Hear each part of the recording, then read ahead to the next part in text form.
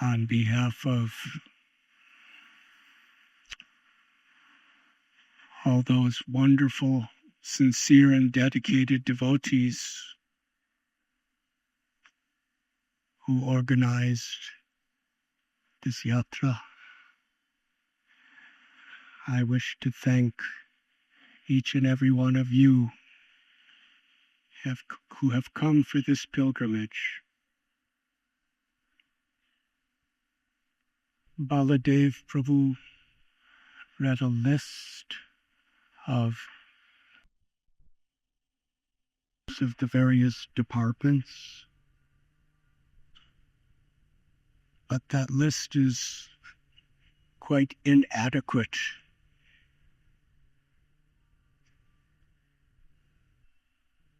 Some of these devotees,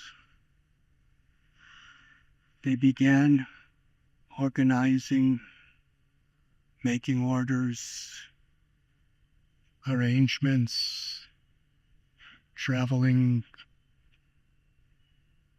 last year just after Kartik ended. And next week they'll start organizing next year's Yatra.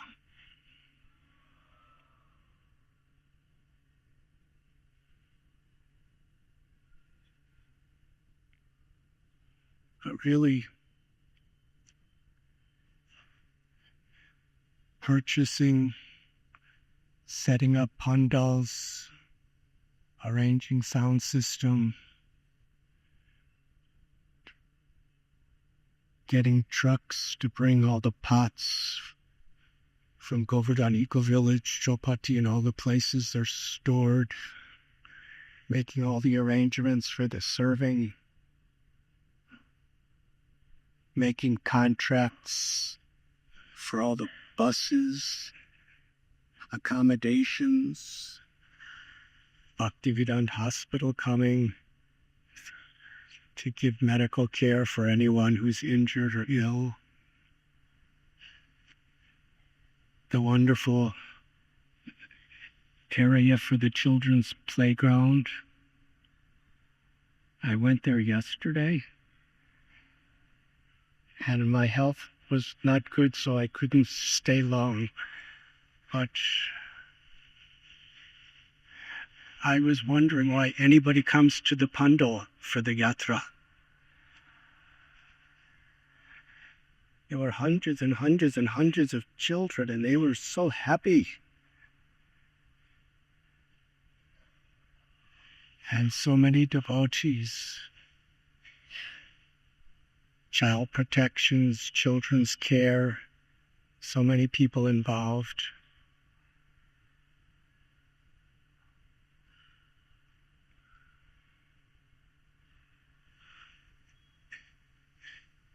And these yatras have been going on since 1986. I believe the first yatra there was 12 devotees. And it was for about 2 weeks. And I was wondering, how are we going to take care of 12 devotees? Since we didn't have a temple here or anything, we were going different places every day.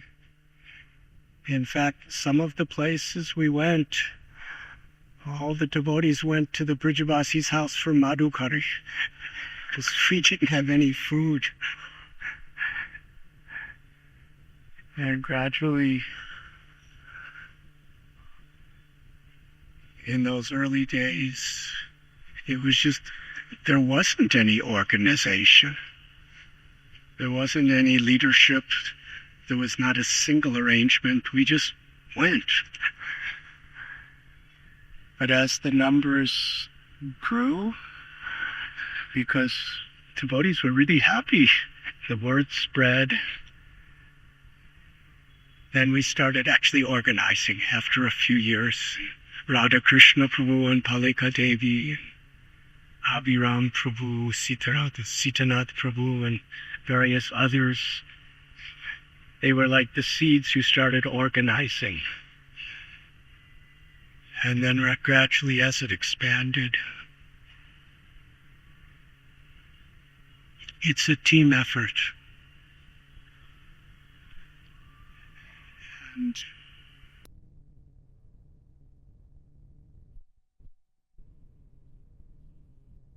equally grateful, because it's the sacrifice of everyone that makes everything so wonderful. And their only goal, their single only goal, is as much as possible to give everyone who is going to attend a happy experience. As far as possible, a healthy, happy experience, being absorbed in hearing the glories of the Lord, developing deeper gratitude and dedication to serving Srila Prabhupada in his mission,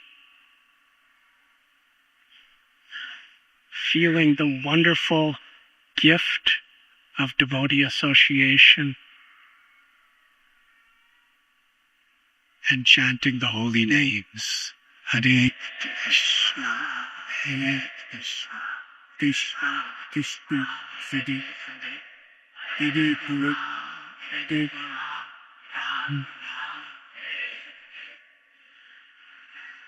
And following in the footsteps of all of our worshipped acharyas, who actually taught us what is a pilgrimage.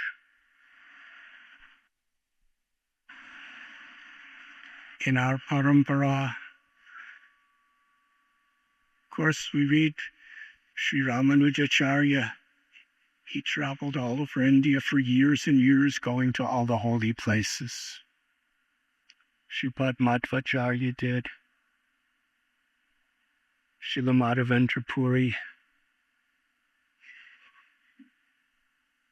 In Sri Chaitanya Bhagavata, it describes Nityananda Prabhu. He spent years and years, about 20 years, just going to holy places of pilgrimage. From Ekachakra. And it describes so many. Tirupati, Kanchipuram, Kanyakumari, Udupi, Pandarapur, Dwarka, Badrinath, Kurukshetra, and it culminated in Vrindavan. Sri Chaitanya's Mahaprabhu spent 2 years going to all the holy places of South India, Western India, and then had another pilgrimage to Vrindavan.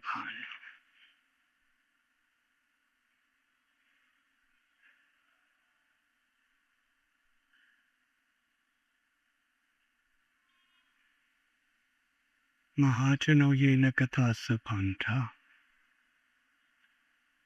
The proper way of being in pilgrimage is truly to follow in the footsteps of the great souls. So to see these, I'm just remembering one of my dear god sisters, Ladini Devi. She was serving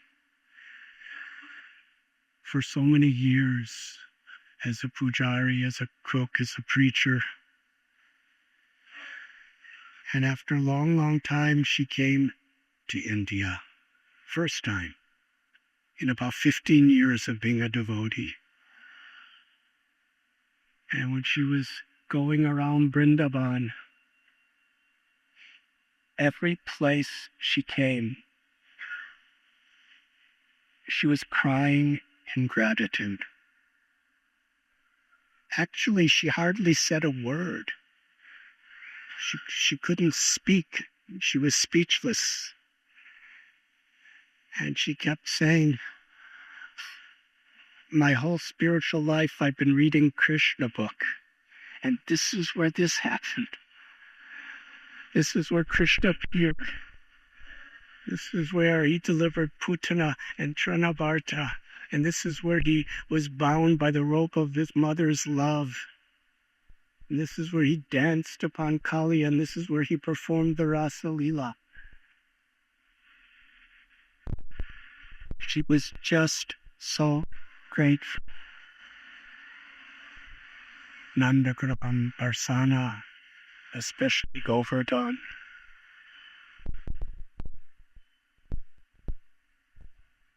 So we are meant throughout the year to be reading Srila Prabhupada's books and our acharyas.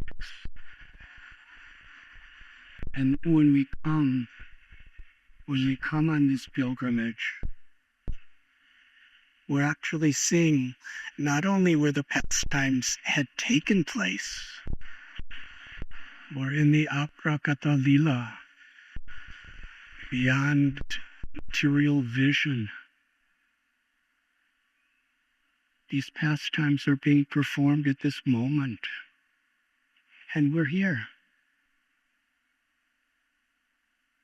And in the association of devotees, hearing, chanting, praying, serving, gradually we become purified, and we can actually feel the presence of Radha Gopinath and their associates in the spiritual world.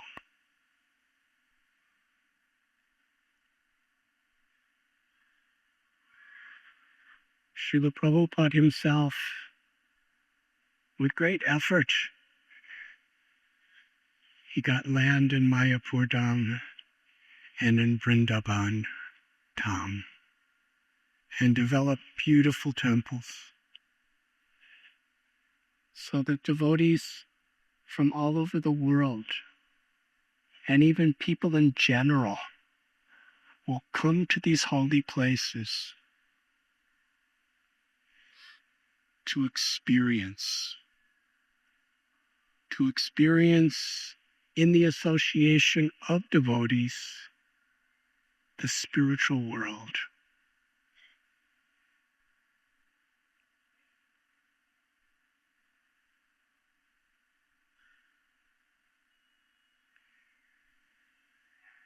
We were describing the chapati team of those ladies, 100, over 100, every day from 4:30 in the morning till 2:30 in the afternoon.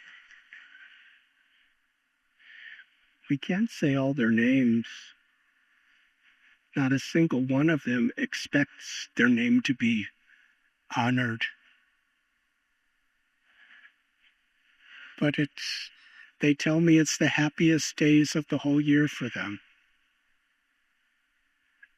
because they're making a chapati that somebody, they don't even know which devotee is going to eat the chapati,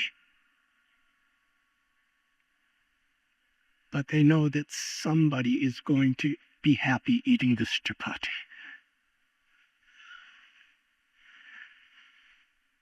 And they're not just thinking of me, they're thinking of us. I may make a few hundred chapatis, but every day we, as a group, we are kneading and rolling and cooking 20,000 chapatis.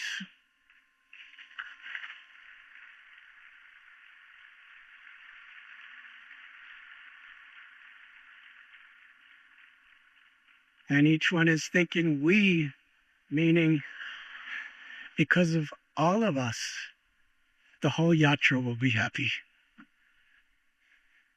And the whole Yatra means each and every devotee personally.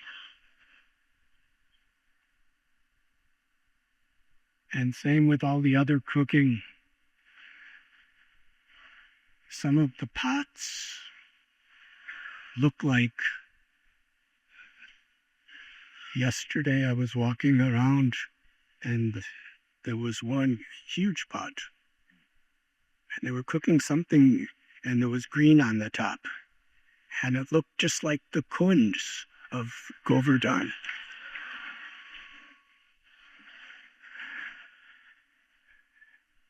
And if it wasn't on a fire, you could swim in it.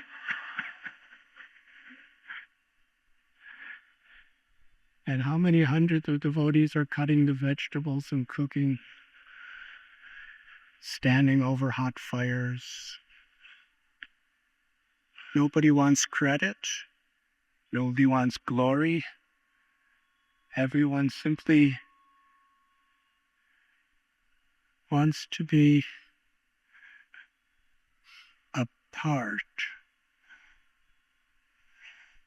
a part of a congregational effort to give pleasure to each and every devotee. Because that's what gives pleasure to Krishna.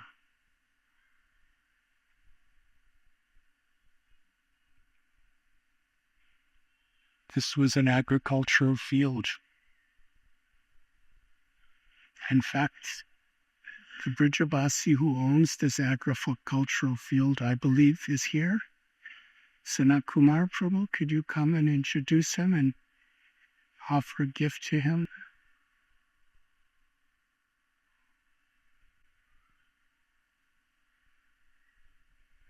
This is his field. And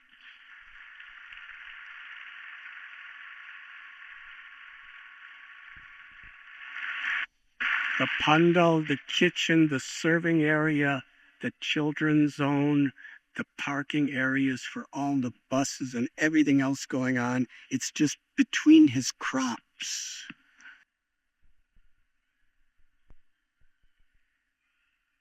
But truly,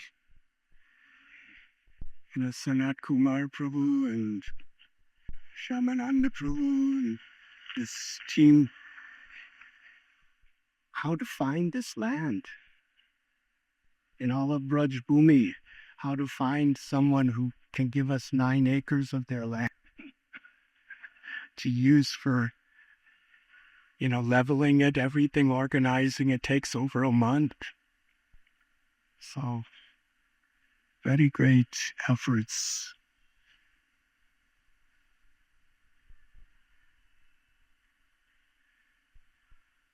Most of all, everything is worthwhile if each and every one of you who have come has had a happy experience.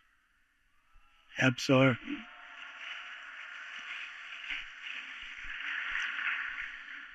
Hearing and chanting and praying to be deeper and deeper in absorption and remembering Krishna and being grateful to Srila Prabhupada and all the Vaishnavas and feeling deeper faith in the process of bhakti and cultivating our enthusiasm to be servant of servant of servant. Thank you. Many of you, just being here at the Yatra, have undergone as much as the people organizing it,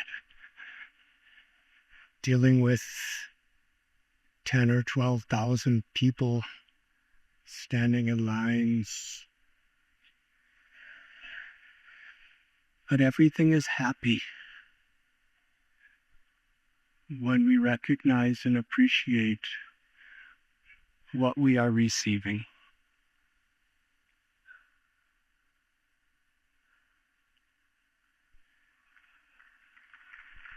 So, Hari Hari, Bhurijan Prabhu, please come up here for a moment.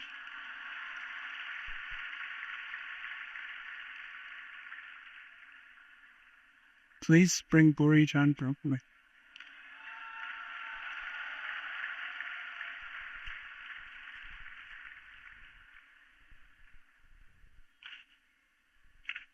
Burijan Prabhu is truly a Brijabasi.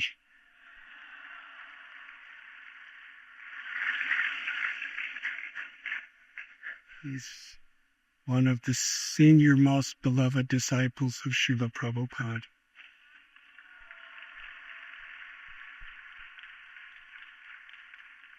One of the deepest, most devotional scholars of our Vaishnava literature. The nature of pastimes in Vrindavan is that anything could happen at any moment.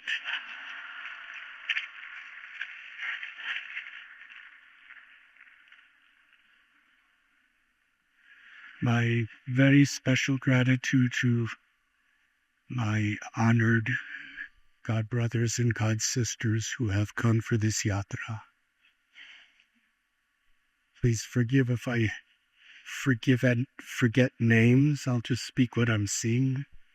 We have His Holiness Chandramali Swami Maharaj.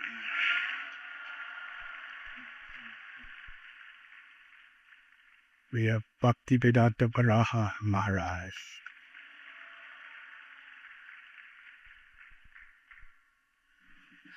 My very senior God sisters who brought us into Srila Prabhupada's heart yesterday by their profound appreciations. Her Grace Nalati Devi.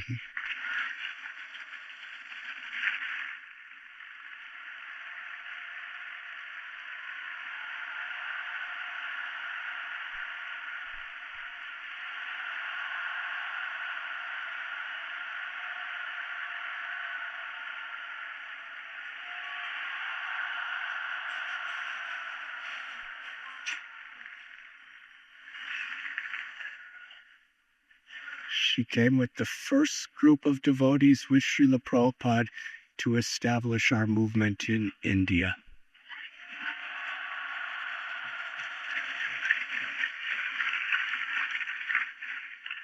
And please raise the volume for each person. Her Grace Mandakini Devi.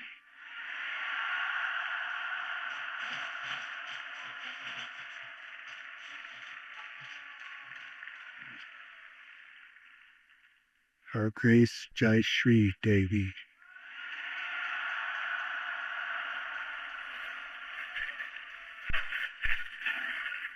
Her Grace Surabhi Devi.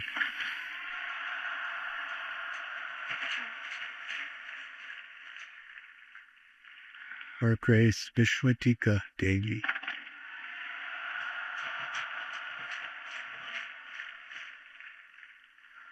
Her Grace Narataki Devi.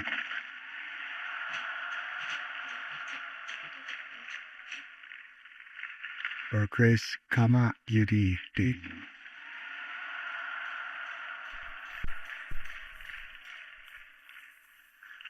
And we have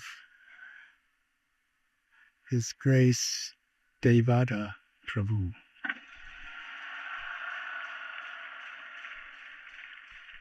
I'm so grateful we have today His Grace Braj Bihari Prabhu. And from London, Pranabandhu Prabhu.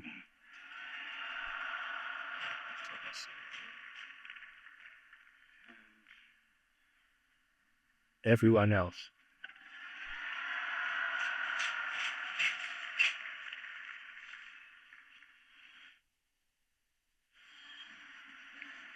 Now let us give a tumultuous roar of appreciation for all the other devotees who are sitting among you.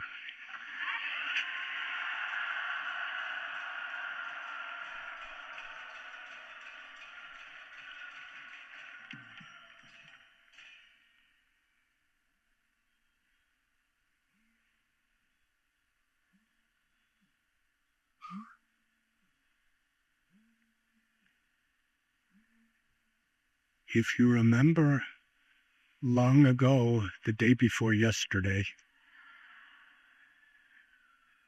we were speaking some of the holy places around Shri Giriraj Govardhan. How many devotees performed the worship of Govardhan Parikrama today?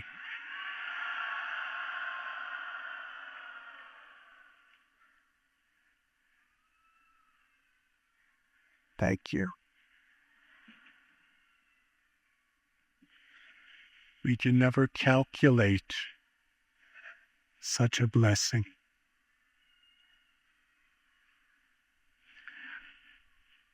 Because we have just a few minutes,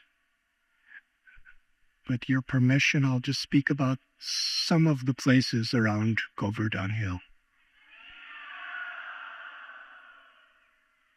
It will be the fastest parikrama that you've ever done.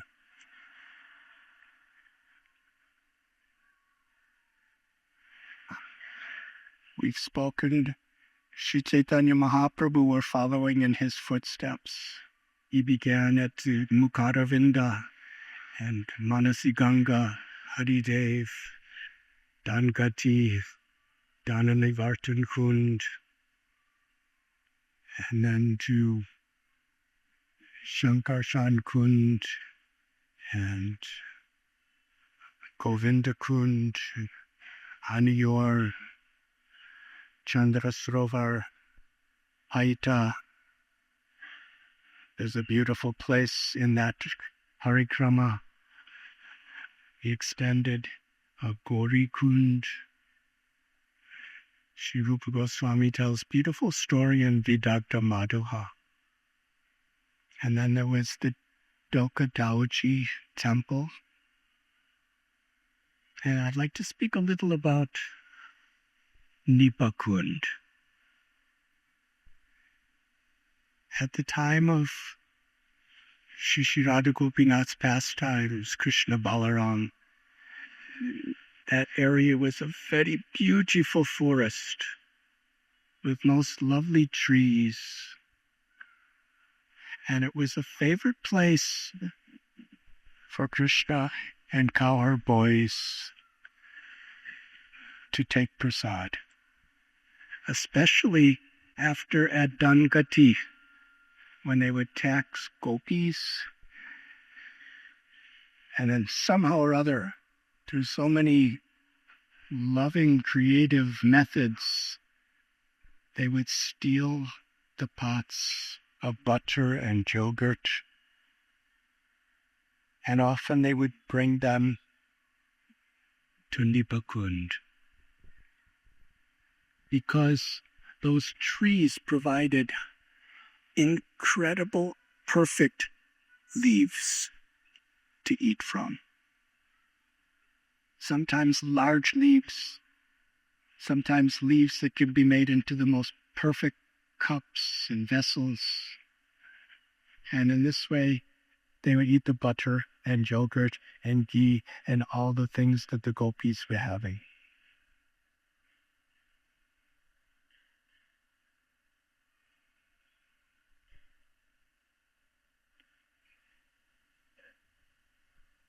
The cowherd boys enjoyed eating off these leaves more than even kings and queens enjoy eating from plates and bowls made of gold, silver, rubies, diamonds.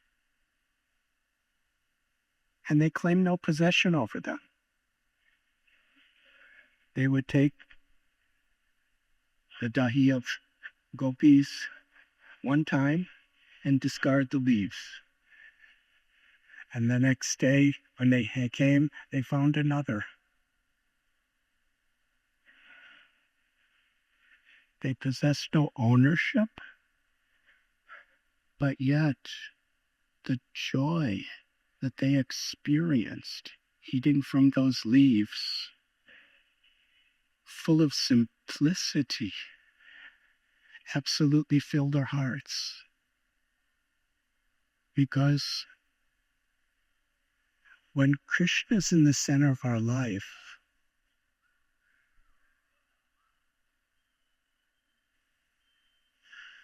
then we're actually in our natural spiritual position. Sri Chaitanya Mahaprabhu began his teachings to Sanatana Goswami, Jivera Swarupoi Krishnera Nityadas. Nitya Seta Krishna Prema Satyaka Punoi Sravanadi Sudhitite Kodiye Yudoi. The perfection of our spiritual nature is to serve Krishna with love. When this principle of pleasing Krishna is really in the center of our life, then we are in a natural condition. Separate from that constitutional nature, our whole life is unnatural. It really doesn't make that much difference whether we're living in the middle of a city or if we're living in a cave in the forest. Our nature is to love Krishna. And forgetful of that, our whole life is unnatural. To the extent we actually appreciate and experience our own spiritual nature, then we could really appreciate God's created nature.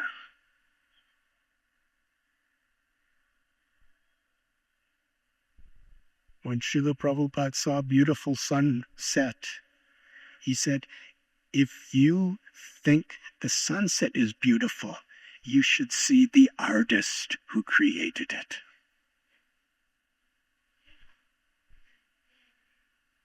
So a simple flower, a simple sunrise or sunset, a simple leaf. Actually, Krishna tells in Bhagavad Gita, for one who sees me everywhere and everything in me, for that person I'm never lost, and they're never lost to me.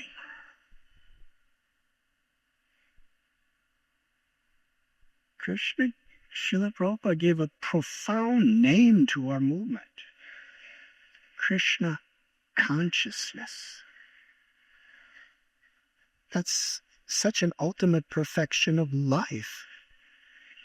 It's a moment-to-moment experience where we are conscious of Krishna. Conscious of Krishna in everyone's heart, because he is. As it is. Conscious of Krishna, every aspect of nature is his artistry, his creation. Conscious that Krishna is in my heart. Sarvasya jaham hridi shalivishtir. He's the source of my remembrance, my knowledge, my forgetfulness. We can only be envious of other people when we forget Krishna. Because Krishna is the ability, the intelligence in everybody.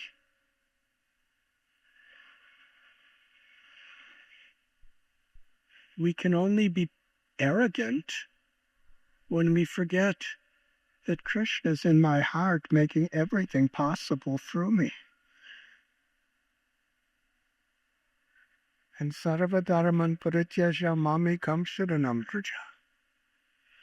To abandon all varieties of religion and surrender to Krishna means to recognize Krishna, to be conscious of Krishna in everything, everywhere, and everyone, and especially in my own life. Tatena kampam susamikshimano. Even difficult situations, if we're conscious of the opportunity Krishna is giving me to come to him, that we can be grateful.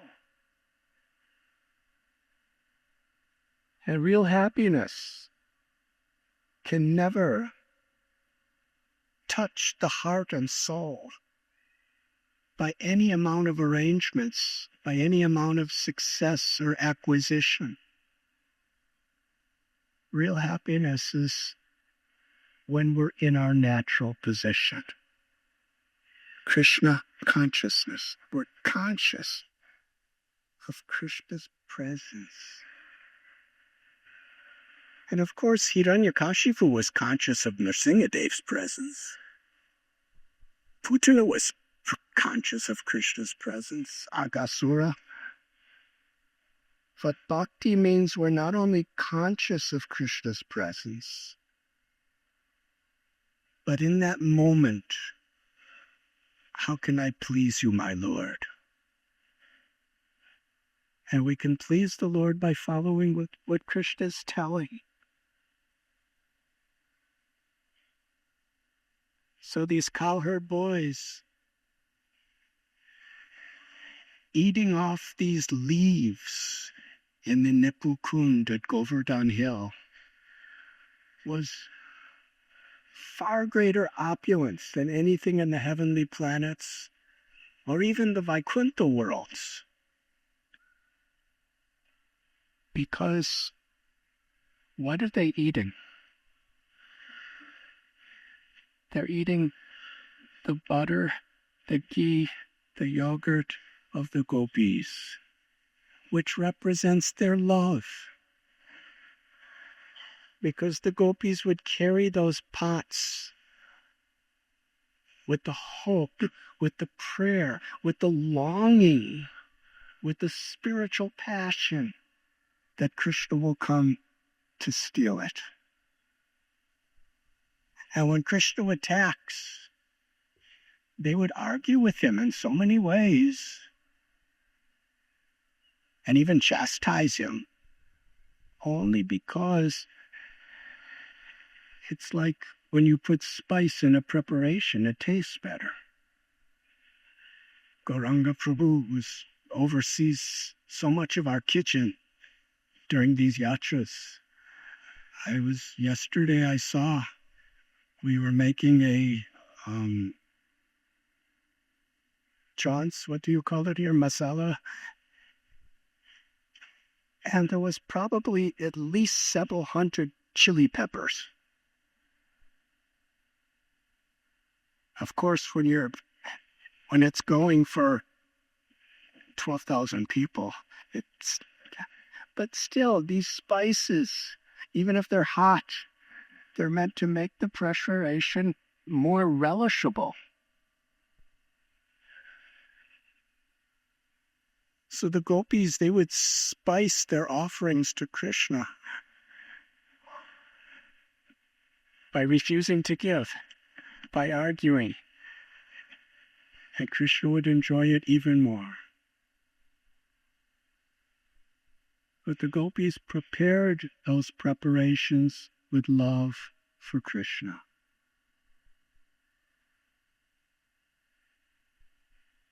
Krishna does not care just about butter or yogurt. Rasobai saha. He's only concerned with love. That is Vrindavan. And this love is so glorious that Krishna is willing to beg for it, to create so many pastimes, and even through Yoga Maya to make it even more relishable, so many impediments and challenges so that he could taste the love of his devotees. And Krishna not only would enjoy relishing that love in the form of the butter, but he would love to share it. That is Krishna's love for the devotees. He loves to taste the love and he loves to share it with others.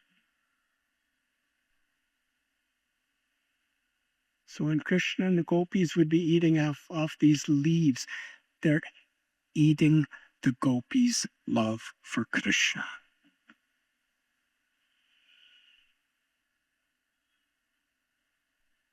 In one sense, when we read Srila Prabhupada's books,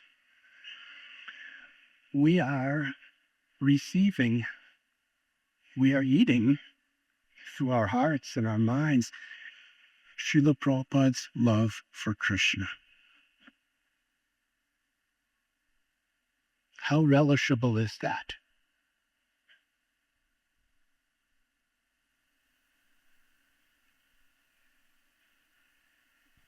The gopas, they were fully aware. The Priyanarma gopas, Subal, Sridama, Madhumangala, Uddhava, they would especially assist Krishna in the most intimate pastimes of meeting with the gopis. They were servants of the servants of Radha and gopis. And all those cowherd boys, they honored, appreciated, and worshipped a love that they considered greater than their own. This is the spirit of Vrindavan. If somebody's pleasing Krishna in a maximum way, then we want to be the servant of the servant of the servant of that person. We don't want to compete with that person, to try to replace. There's no arrogance. There's no envy. Everyone is doing what they could do the best to please Krishna. And everybody is fully, wholeheartedly appreciating each other because everyone's doing the best. Shri Radharani is the ultimate best. Even Krishna cannot understand the happiness she experiences in his love and the nature of her love. But yet, she is giving, and all gopis and all gopas, they are fully Krishna conscious in the sense every blade of grass, every leaf, every cow, buffalo, goat, monkey, they're appreciating everybody's love for Krishna. And that is a spiritual community. Srila Prabhupada was so appreciative of his leaders, sannyasis, GBCs, presidents. But he gave so much affection and appreciation for a mother carrying a baby. Everyone was doing what they could do and conscious of pleasing and serving Krishna. And when we have no envy or arrogance, and we're really trying our own best, then Krishna is pleased with us. And that's a very profound truth in Krishna consciousness.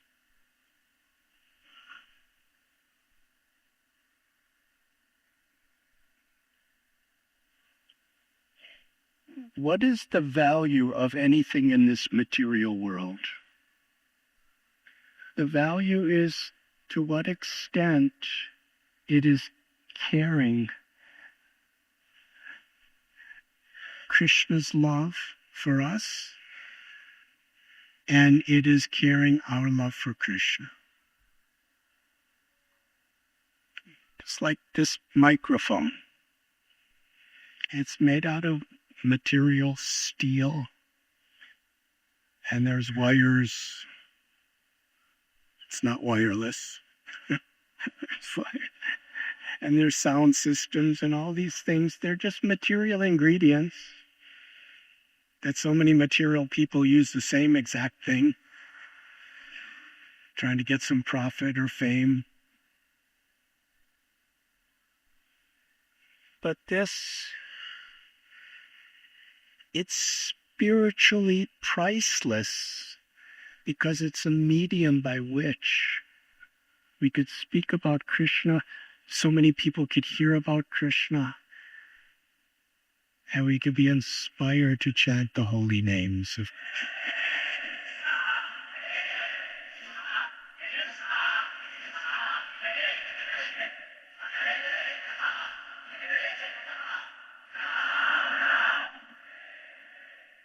the true value of anything of this material world is how it can be a medium for exchanging devotional service or love with Krishna.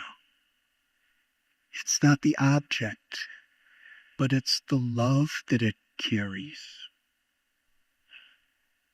And Srila Prabhupada quoted from Rupa Goswami the idea of yukta vairagya.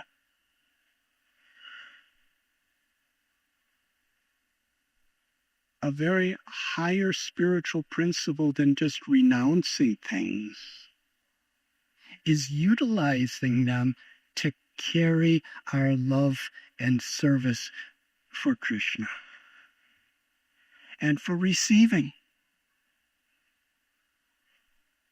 On the altar, we make so many offerings. Sometimes we go to shops and buy the same shops other people. Some people buy silk saris for their girlfriend. Devotees buy silk saris for Radharani and Giridhari. Jewels. The ground, Mother Earth. Some people are growing crops just to make some money for themselves.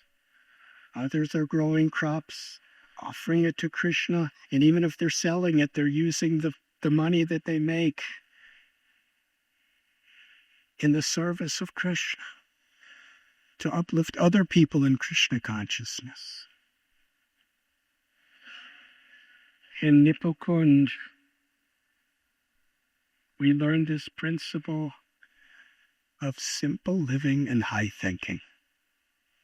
What is at the heart of this idea of simple living, high thinking? It doesn't just mean we live in poverty. Simple living, high thinking means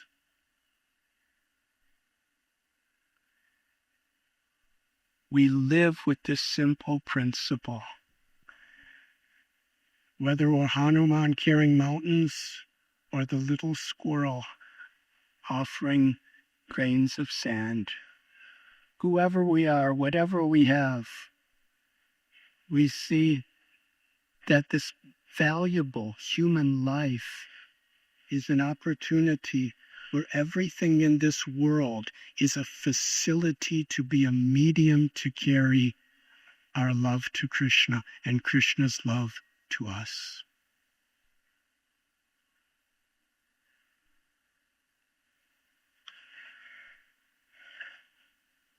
I think I slowed down in the parikrama.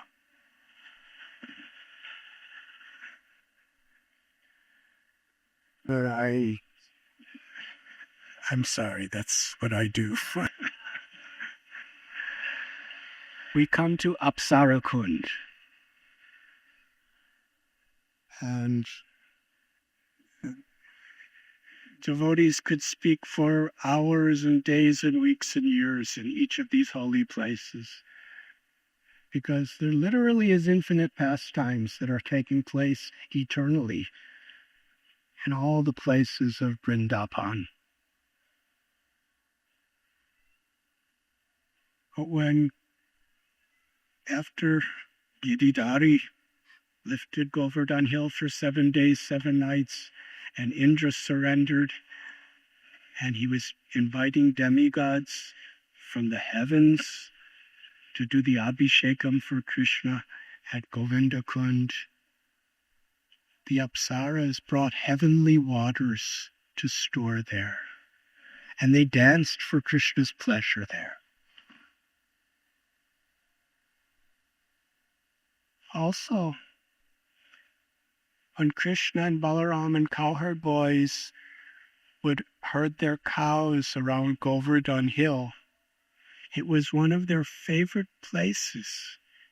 It was there at Apsara Kund that Krishna reveals his various incarnations to the cowherd boys.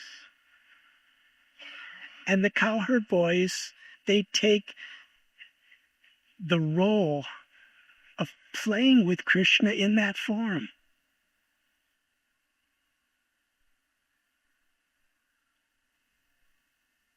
Krishna would manifest the form of Varahadev. It's not that they were just playing the pastimes. Krishna would manifest the form because he is Varahadev, the original Varahadev. Matsya, Kurma, Narasimhadev, Vamanadev, Parasuram. Krishna would manifest those original forms of these incarnations, and in that form, he would play with the cowherd boys, and they would take the role to play with him. This is extraordinary. At Apsara Kund, example, Lord Narasimhadev is actually performing Vrindavan pastimes.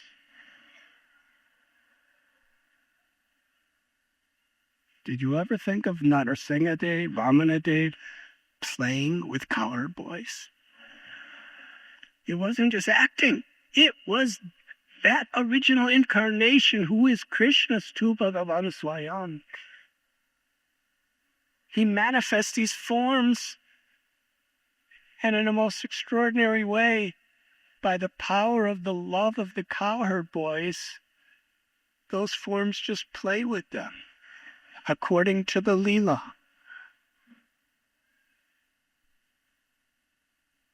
And Krishna became Ramchandra. Balaram became Lakshman. All the boys, in order to play this pastime, they all became monkey soldiers. And they took rocks from Govardhan Hill, and they made the rocks float across Apsara Kund. And they performed the wonderful Leela of crossing the Indian Ocean to reach Sita. It's non-different than the original pastime because it's the same person, but it's with the sweetness, the playfulness, and the love of Vrindavan. 24 of the principal incarnations, avatars of the Lord, eternally reside on a bank of Apsara Kund. Apsara is also a name of Srimati Radharani. And when she and gopis were performing the Vasant Rasa Leela, the springtime dancing, the love of their dancing with Krishna, singing for Krishna, pleasing Krishna, caused their hearts to melt. Now the gopis have pure spiritual bodies. There's not a difference between their soul and their body. Their bodies are such at ananda, eternal, full of knowledge and full of bliss. When the gopis' hearts melted, their bodies melted too in this wonderful Leela. And Sri Radha and all gopis, their bodies literally melted in ecstasy of loving Krishna. And their bodies in liquid form filled Apsara Kund. Krishna, seeing the bodies, the hearts, the whole of the gopis melting in ecstasy in liquid form, he melted. Krishna's body melted into liquid form and formed Navala Kund. And beside each other are Apsara Kund and Navala Kund.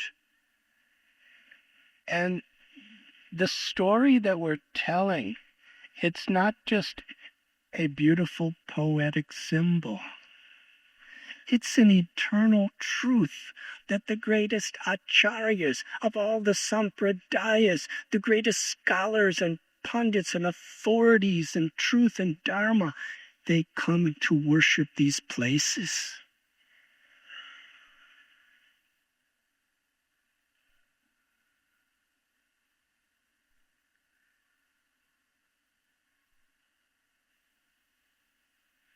The ultimate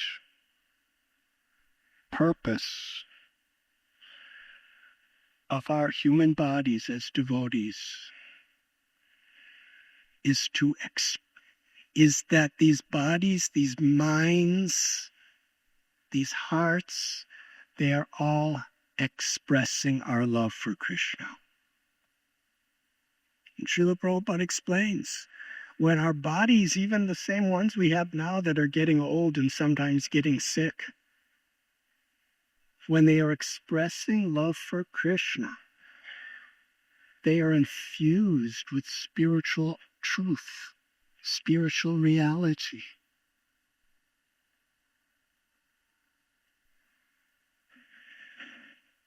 Just close to Apsara Kund and Navala Kund is a wonderful temple of Lord Narasimhadev, worshipped by Brijabasis and pilgrims who do the parikrama. A little further is the temple of Punchari Kalota Baba. Punchari is a forest which is at the end of Govardhan.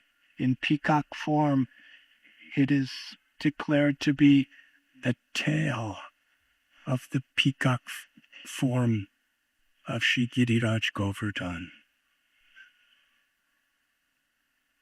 In that village of Punchari, there was a cowherd boy, dear intimate friend of Krishna and Balaram. His name was Lota Baba. And one day, he cooked with such love and devotion for the pleasure of Krishna and Balaram. And he was waiting at his home, waiting for Krishna and Balaram. Actually, he was waiting in the forest where he had the boga. He waited, and he waited, and he waited. And finally, the royal chariot of Akrura, he sees Krishna and Balaram on it. And they're going somewhere. They were going to Mathura. Punchari Kalota Baba was so eager to serve Krishna and Balaram. Wonderful food that he cooked. He started to cry. Where are they going? He ran and caught up with them. And he cried out, Krishna, Balaram, I invited you. You accepted my invitation. I've cooked. It's all here. Please come and have prasad. And Krishna said, we must now go to Mathura. But we will come back the day after tomorrow. And then they left. And we know story. They crossed Yamuna. They went to Mathura, Kamsa, and so many other leelas. Then Dwarka. Punchari Kalota Baba sat there waiting. He told Krishna and Balaram, he said, I have prepared this prasad for you, and I will sit here, and I will not eat anything or drink anything until you come back to eat. He's still sitting there. This is a favorite place for Brijabasis. If you go to Punchari Kalota Baba, how many went there today?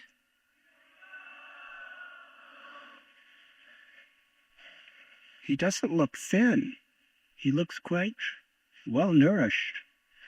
And the Brijabasis, their understanding is because he's totally absorbed in remembering Krishna and Balaram in a spirit of service. He's being nourished by that Krishna consciousness.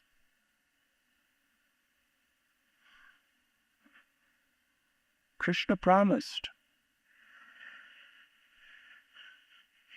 It is described that Sri Radha gopis, Subala, Sridama gopas, they could not live with Krishna leaving Vrindavan.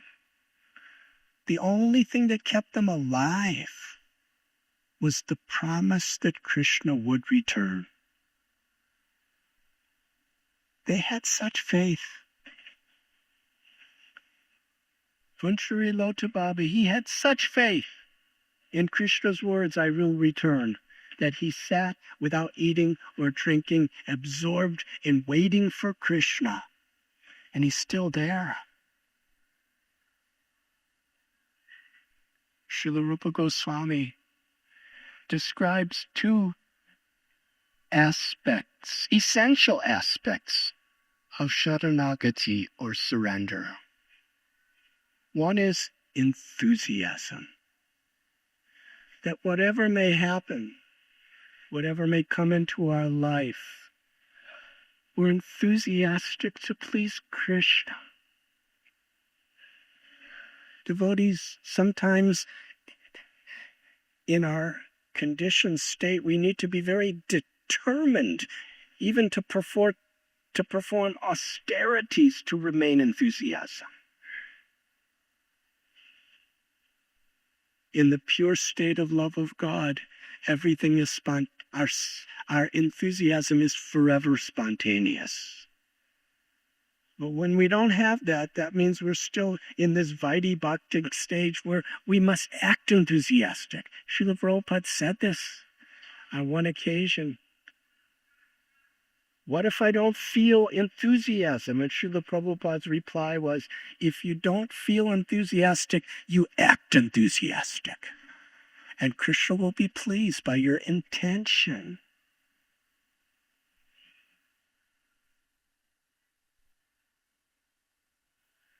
But at the same time, a servant does not demand. A servant gratefully serves. Whether Krishna reveals himself, cleanses our heart completely, awakens ecstatic love in our heart, whether it's today or tomorrow or our next life or in a million lives, we will remain enthusiastic and we're patient. Anmanabhavamadbhakto madhyashim nam namasku. Abhivaishashi shakyam te pratijanidriyoshi. Always think of me. Become my devotee. Worship me and offer homage unto me. Which means be Krishna conscious. And Krishna said, and you will come to me. I promise you this. Because you are my dear friend. So we need the association of devotees. We need to hear about Krishna regularly. We need to chant the holy names and perform our sadhana sincerely.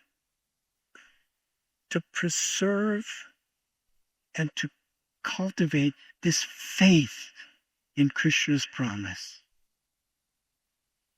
And then it is for sure. Pancharika Lotabhava is a very great preacher. Never give up your enthusiasm. Never give up your determination.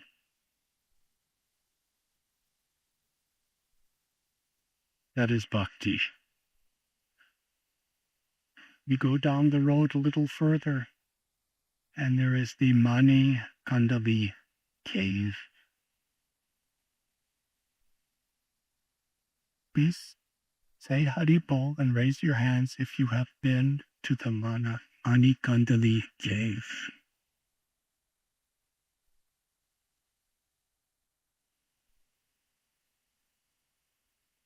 In Krishna's eternal pastimes here in Vrindavan, That is where one of Srimati Radharani's 8 sakis, Champaklata, performs her loving service. In beautiful forests of champak, she makes garland, flowers, and so many beautiful arrangements for Radha and Krishna's pastime. And in the Govardhan Dashtapika, it is described that Champaklata sakis form in Sri Chaitanya Mahaprabhu's pastime was Raghava Pandit. He was born in a Brahmin family in South India, and when he was touched by the mercy of Sri Chaitanya Mahaprabhu, he came to Vrindavan, and by the will of Lord Chaitanya, he lived in a cave inside Govardhan Hill. Sri Chaitanya Mahaprabhu was very careful. He would never allow any of his devotees to touch their feet on Govardhan Hill. Govardhan Hill is supremely sacred. Krishna is not pleased if we just pick up Shilas from Govardhan Hill. Lord Chaitanya gifted his Govardhan Shila to Raghunath Das Goswami. This is the spirit Mahaprabhu has given. But Raghava Pandit, he was living inside Govardhan Hill, in a cave within the body of Giriraj. He was such a great devotee. He was intimate friends with Raghunath Das Goswami. Oftentimes he would be at Radha Kund with Raghunath Das Goswami. Oftentimes both of them would meet the other Goswamis, Rupa Goswami, Sanatan Goswami. They would come to visit his cave. And so much of what the world knows about the whole Braj Mandala Parikrama was from Raghava Pandit. In the Bhakti Ratnakar, Narottam Das Thakur, Srinivasacharya, Shyamananda Goswami, when they were studying under Jiva Goswami,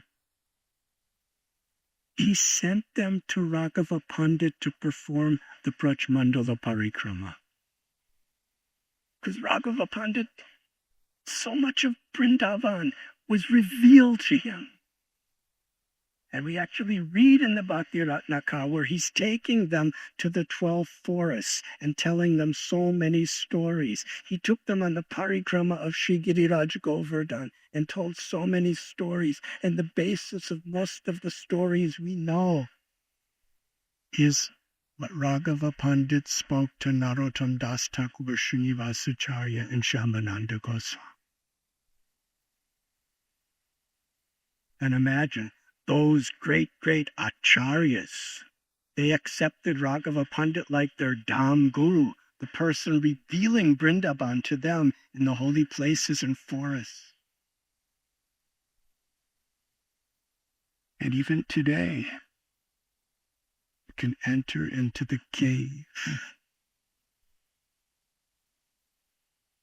where Raghava Pandit is performing his eternal pastime.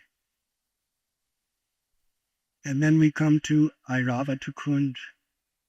Krishna's elephant carrier brought the waters of Akash Ganga for the Abhishek of Krishna. And Indra Kund, where Indra put his head at the feet of Gopal in complete surrender, begging for forgiveness, begging for Krishna to accept him as his servant. And Indra's tears. And we read he had a lot of eyes. His eyes were all crying in humility, surrendering to Krishna. That Charanamrit of Indra's tears bathing Krishna's lotus feet filled the Indra Kund. We come to Surabhi Kund. We've discussed on Govardhan Puja some of that story. Indra, the king of heaven, such a powerful demigod, the leader of a whole sector of demigods of the heavenly worlds, the administrators of the various facilities and departments of the universe.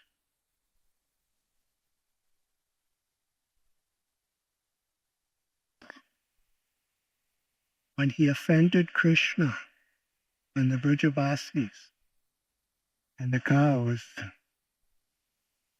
there was nothing he could do to approach Krishna. Either his guru Brihaspati or Brahma, the guru of all gurus, they said, go to Surabhi, the mother cow. And even though Indra tried to destroy all her children, she's the mother of the Surabhi cows. When she saw he was repentant and genuinely wanted to reform, she forgave him. She brought him to Krishna. Krishna wouldn't even look at him. To Gopal, Indra was utterly insignificant.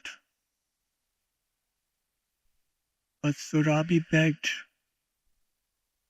She pleaded on behalf of Indra. He's come to surrender. He has a genuine, honest heart. And then Krishna accepted him. Surabhi Kund represents this spirit of compassion.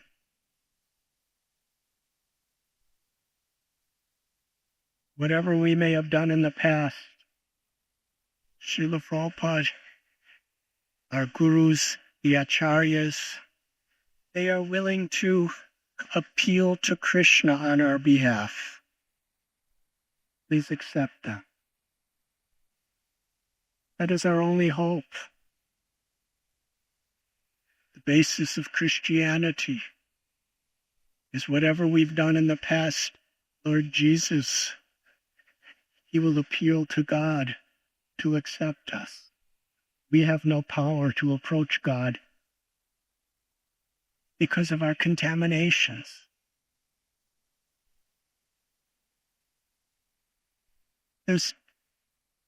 I'm sorry if I'm not walking so fast at this moment. There's comparisons we could make with Indra and Kaliya. Now, Kaliya was a terrible demon snake. And Indra is a worshipped demigod. Even Nanda Maharaj and Yashoda would worship every year. But similar, Kaliya poisoned the lake, and all the boys and cows that drank the water, they all died. Krishna brought them back to life. Kali was attacking Krishna, attacking the residents of Vrindavan. Indra was attacking Krishna. Indra was attacking the residents of Vrindavan. And both Kaliya and Indra were totally defeated by Gopal. Extraordinary ways, beautiful ways. They were so powerful. Can't even imagine Kaliya. 1,000 heads, massive snake, fire pouring from his mouth, the most evil, cruel eyes. If a bird flew way up in the sky anywhere over this lake where he lived, the fumes, they would immediately fall dead. And yet, in the midst of Kaliya, trying to kill Krishna. Krishna's blissfully dancing on his hoods. Most beautiful sight. All the Brijavasis, when they saw Krishna was in the coils of Kaliya, they were dying in pain to see Krishna in that condition. But when he danced on the hoods, it was the most beautiful scene. According to Sanatana Goswami, at a certain time, Yogamaya kind of made everybody sleeping, and Krishna, he extended his hand to gopis, and Krishna had Rasa Leela with Radha and gopis on the hoods of Kaliya. And meanwhile, Kaliya, as fast as he can with all of his power, he's trying to kill Krishna. And they're dancing. Similar to Indra, with all of his force, with his thunderbolts, with his clouds of destruction, he's trying to destroy Krishna and the residents of Vrindavan. And Krishna's blissfully holding Giriraj, Giridhari, in this beautiful threefold bending form, sometimes playing his flute, 7 days, 7 nights of happiness and love. Kaliya was completely depleted by Krishna's dancing. Krishna's lotus feet are so soft to the gopas and to the gopis. But to Kaliya, those same feet were like thunderbolts. He vomited all his poison. He started vomiting blood. And then he was on the verge of death. All his ego, all his arrogance was completely destroyed.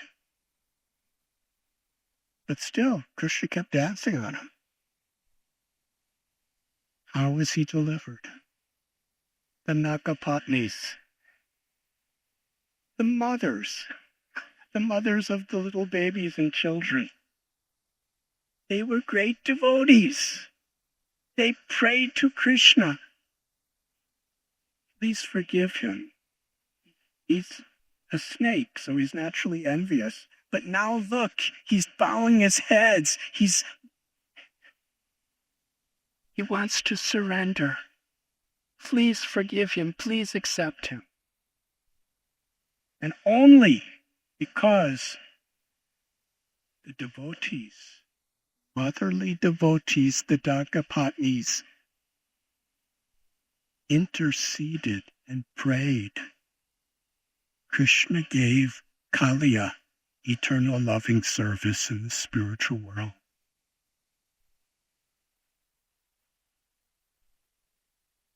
Indra tried to destroy, was totally depleted, completely ashamed. When he went back to his heavenly planets, it looked like hell. Because when you're really suffering inside, nothing you could do outside could actually be nice.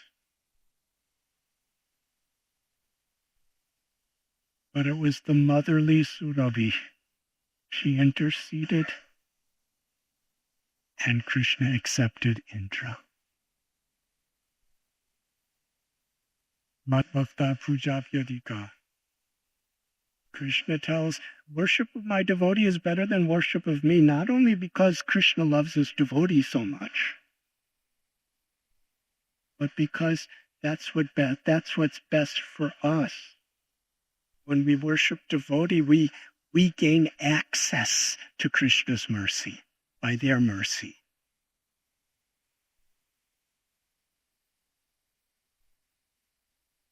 Durvasa Muni tried to kill Ambarish Maharaj with a horrible mystical yogic weapon of a fiery demon. When the Sudarshan Chakra chased after him, very similar to Indra, he went to Brahma. Brahma said that nothing I can do. He went to Shiva. He went so many places. Finally, he went to Vishnu in Vaikunta. And Vishnu said, nothing I could do. My mercy only comes when you please my devotee. I am always in Ambarisha's heart. If you attack him, you attack me. And he is always in my heart. I am always remembering my devotee, and my devotee is always remembering me. It's when Durvas Muni fell at the feet of Ambarish Maharaj, and Ambarish Maharaj didn't want anything except to feed him. Ambarish Maharaj prayed to Vishnu and Sudarshan Chakra, please forgive him.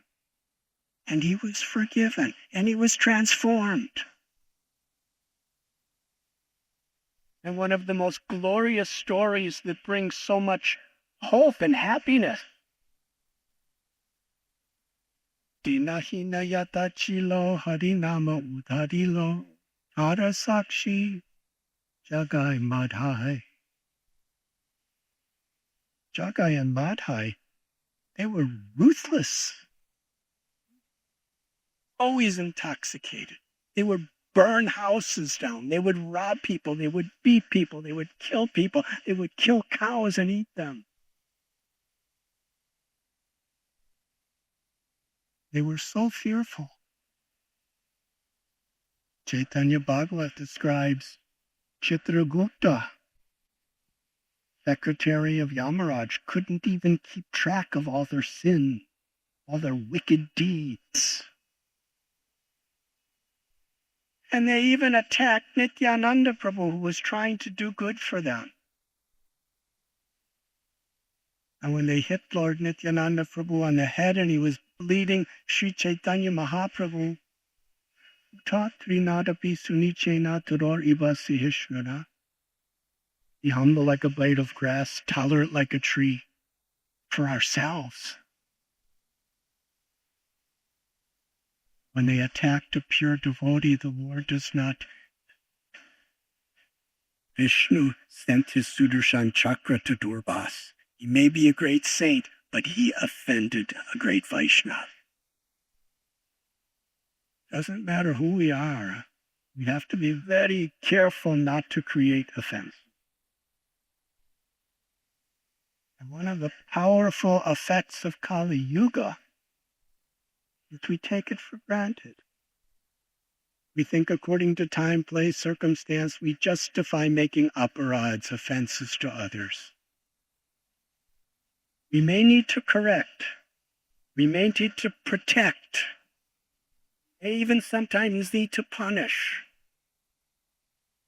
But it should never be for any other purpose than to uplift and protect others. And to uplift and protect the person. Nityananda Prabhu saw Lord Chaitanya with his Sudarshan Chakra ready to kill them, and he begged. Look at them. They're begging forgiveness. They want to be your devotees. If you're going to kill them, you might as well kill everybody, because more or less in Kali Yuga, everyone's so fallen. Kaverodosani Rajan Astihika Mahanta Kirtanadiva Krishnasya Mukta Sangha Parambrute. We have descended in this Kali Yuga, Parama Karuna Fahunduijana, not with Sudarshan Chakras, but with the most powerful of all weapons, our holy names.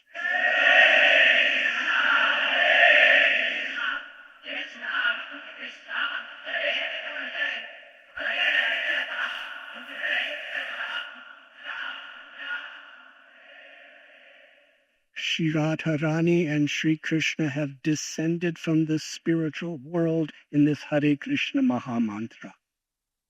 The Lord is manifesting with all power, sweetness, love, and mercy in all of his holy names.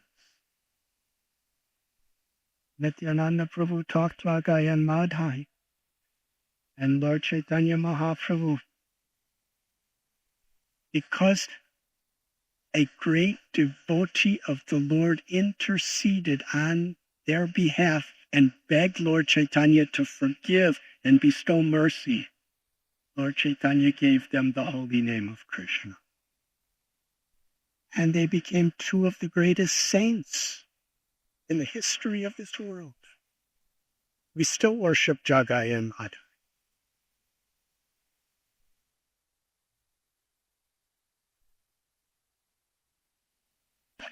Interesting. Lord Nityananda Prabhu, he established the Namahata, the marketplace of the holy names. And actually, one of Srila Prabhupada's senior, most beloved, empowered disciples, His Holiness Jatipur Swami Maharaj. He really gave his life to expand this Namahata, the marketplace of the holy name. Let us bow our head in gratitude, and let us all take a moment of silence to pray for the good health of His Holiness Jatipur Swami Maharaj. And let us express our gratitude by loudly chanting though.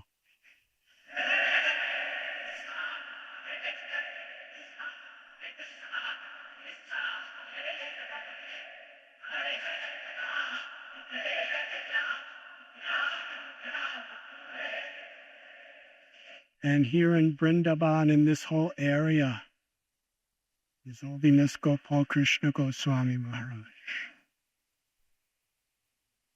How he attracted on behalf of Lord Chaitanya, Lord Nityananda, in Srila Prabhupada's mood of devotion and compassion, attracted tens and thousands of people and developed so many wonderful projects.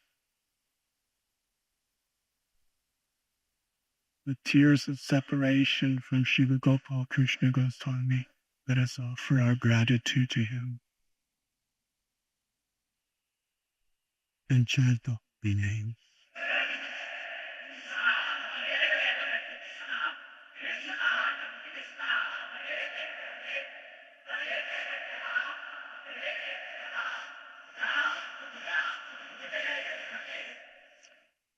Interesting.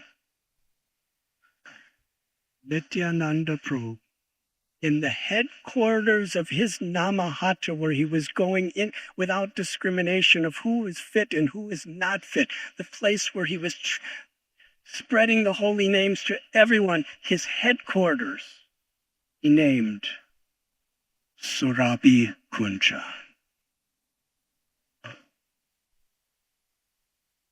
And Bhaktivinoda Thakur, who was the person on behalf of Lord Chaitanya, Lord Nityananda, the six Goswamis, and all of our acharyas,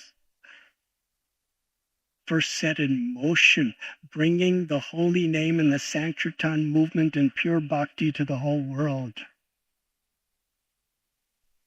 His home in Godrangpit is just at Surabhi Kunja.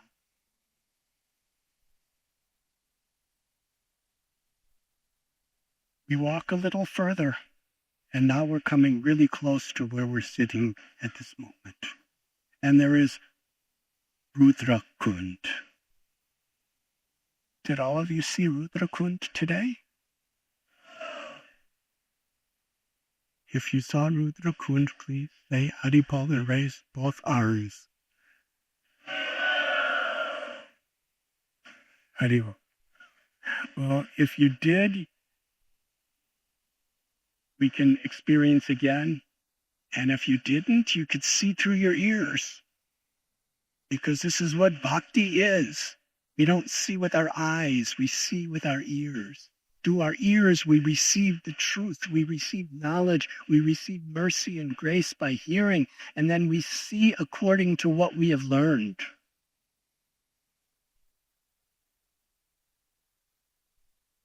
For some people, they see a deity of Radha Gopinath, and they just see a nicely carved marble statue.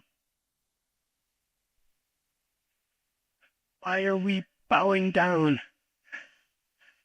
Why are we praying? Why are we building temples around them? Why are we dedicating 6 offerings, 6 artis every day, offering the best we possibly have, coming together as whole communities to chant and dance for them? Why? What's the difference? We're seeing through our ears. By hearing from Srila Prabhupada and our acharyas and the great souls in devotion, we have faith that Krishna is here. Srimati Radharani is here. Not just representations. They are living right in our presence in these forms out of their causeless mercy to accept our devotion. And in our temples, there's a pranapratishtha, which is the same principle we had, that on behalf of the great acharyas, they are inviting Radha and Krishna into these forms to bestow their mercy upon us and accept our devotional service.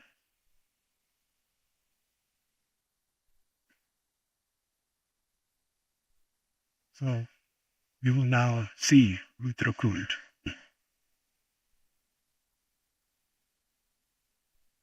Mahadev, Lord Shiva, he lives in a beautiful, beautiful paradise on Mount Kailash, high, high in Himalayas.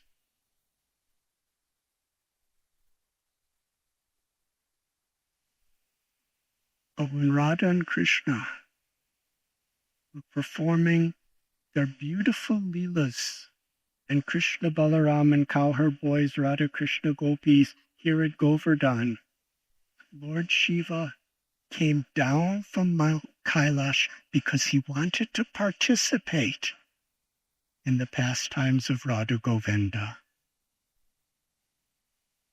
And when he came down and he saw Giriraj, the mountain of Govardhan, it charmed his heart so absolutely, intimately, and completely that his abode of Kailash insignificant in comparison to the beauty and glory of Giriraj.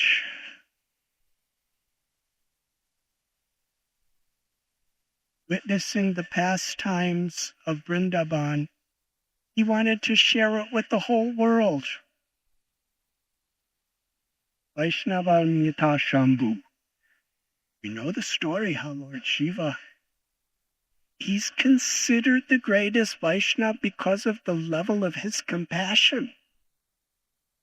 He was willing to drink an ever-expanding ocean of the most deadly poison out of compassion for all of us.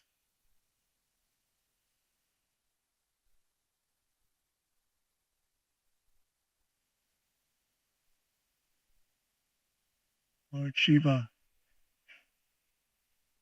out of compassion for all of us, all the fallen, lost souls of the Kali Yuga, with the yearning for them to understand the glories of Vrindavan and Krishna's mercy, he cried. He cried in compassion for us, and those tears filled Rudra Kund. Out of compassion for all of us, he facilitated the holy river Ganges from the heavenly worlds to come into these matted locks. Otherwise, Ganga Mai couldn't come to this world. She was too powerful. He took the brunt of all that power, and he released her to be a most beautiful, loving river to purify all of our hearts. And just as Lord Shiva, out of mercy and compassion, is releasing Ganga, similarly, out of his mercy and compassion, he's crying tears from his eyes And knowing this, the gopis, when they would perform their leelas of Krishna at Govardhan, when they were feeling separation from Krishna, deep, profound, unbearable separation from Krishna, they would sometimes go to Rudra Kund and cry. And many times the Brijabasis in separation from Krishna would cry. Rudra Kund is the confluence, the merging of Shiva's tears, Gopi's tears, and Brijavasi's tears. And Shishirata Gopinath sometimes performed their beautiful dance of love on the banks of Rudra Kund.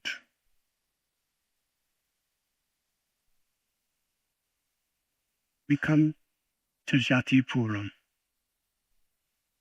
I believe we're between Rudra Kund and Jatipur.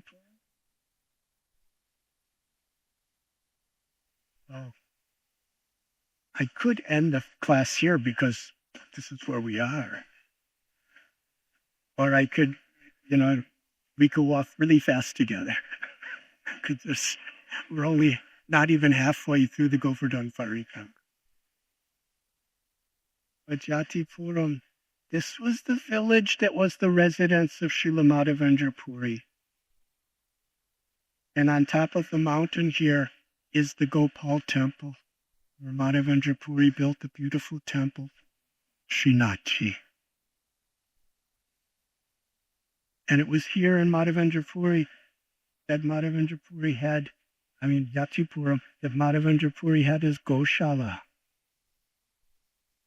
Because all the Brijabasis from all the villages, from all the places all around, hundreds and hundreds of villages, every day after another, they were having anakutas. And practically every family, in gratitude to Srila Madhavendra Puri, would donate a cow. So he took care of all these cows on behalf of Gopal here in Jatipuram.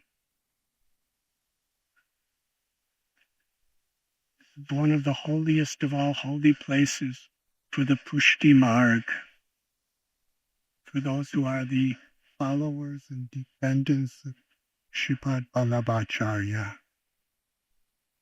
who was actually a very dear, intimate, loving associate of Lord Chaitanya. One of his 84 baitaks, or sitting places, is here in Jatip. And also Vittalnath, his beloved son, resided here. And in the Bhakti Ratnakara it describes sweet, pure, respect and loving relationship of the Goswamis of Gaudiya Sampradaya and Vittalnath and the followers of Vallabhacharya. They were like loving brothers at that time. And there is a Dandavat Shila here in Jatipuram. It is said if you do parikram around that Shila with faith, whatever offenses you may have unknowingly committed during your Govardhan parikrama are removed. And for Shripad Vallabhacharya's followers, their Mukharavinda is here in Jatipur. Have all of you saw that incredible Giriraj Shila where throughout the day they're bathing? Brijabasis, pilgrims, devotees from all over India, from all over the world, they come and they offer milk and yogurt and ghee and condensed milk and flowers and sweets and artis and prayers and songs. I remember the first time I came here in 1971, I was amazed because they were bathing Giriraj with milk at Mukharavinda. And the milk was gliding down. And much of it entered into the gutter systems on the side of the road. Gutter systems is usually where sewage is. But I saw Brijabasis and pilgrims with pots dipping it in the gutter system to get the charanamrita and blissfully drinking it and bringing it home to their family. Such faith. In Pushti Marg, this Mukharavinda is the mouth of Govardhan. Many of us, we accept Gaudiya at Manasi Ganga. But seeing the love and the devotion, Giriraj is inconceivable and unlimited, and he could reveal his mouth anywhere he wants to please his devotees. But that's my feelings. We continue on, and there's Sakistali, village of Chandravali. Chandravali is the cousin sister of Srimati Radharani.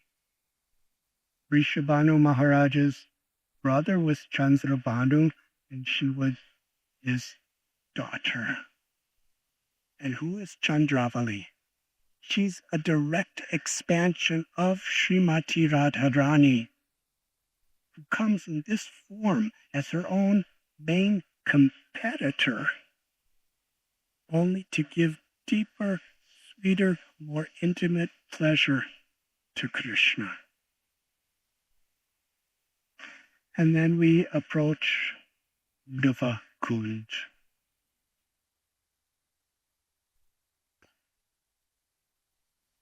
There are books, volumes of books describing the glory of Uddhava. His father was Devabhaga, who was the brother of Vasudeva, the father of Krishna in Mathura. Shiva and Krishna were cousin brothers. And from their tiniest childhoods, Uddhava just loved Krishna.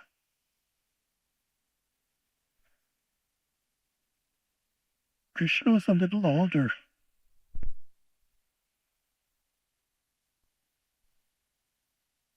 Uddhava's mother would have to go out and search and find him just to feed him, because he was so engrossed in wanting to be with Krishna and serve Krishna. When Krishna came to Mathura and later Dwarka, sometimes from morning till night, they would just be together. They would speak together. They would share their hearts. They would discuss the situation of all the people of Mathura, Dwarka. They would eat together. They would lay down together. They would reveal their most intimate thoughts together. And Krishna, out of his great love and mercy to Uddhava, who was his closest companion in Mathura, sent him to Vrindavan to learn the love of the Brajavasis. Nanda Maharaj, Yashodamai, he witnessed their love and separation. He witnessed the love and separation of the cowherd boys, and ultimately in Uddhava Kyari and Nandagram, he witnessed the love of the gopis. And Srimati Radharani revealed to him the innermost secrets of her own love for Krishna when she spoke to a bumblebee.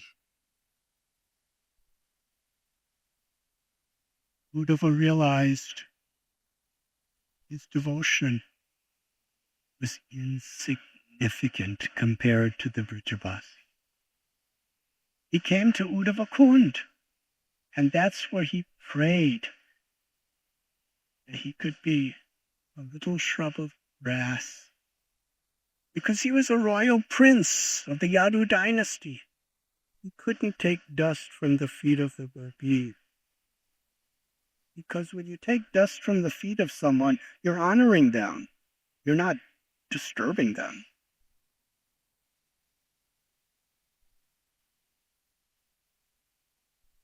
He didn't want to disturb them. Let me be a blade of grass, so they will step upon me. And then I will receive their mercy. The humblest possible aspiration to be a little blade of grass, just waiting, hope against hope, that gopis will step on my head. I'd rather be that than the Krishna's best friends and a royal prince in Mathura. This is Uddhava Kund.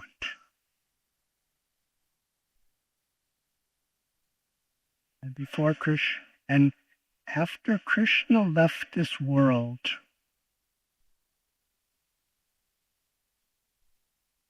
Radhanath, the great grandson of Krishna,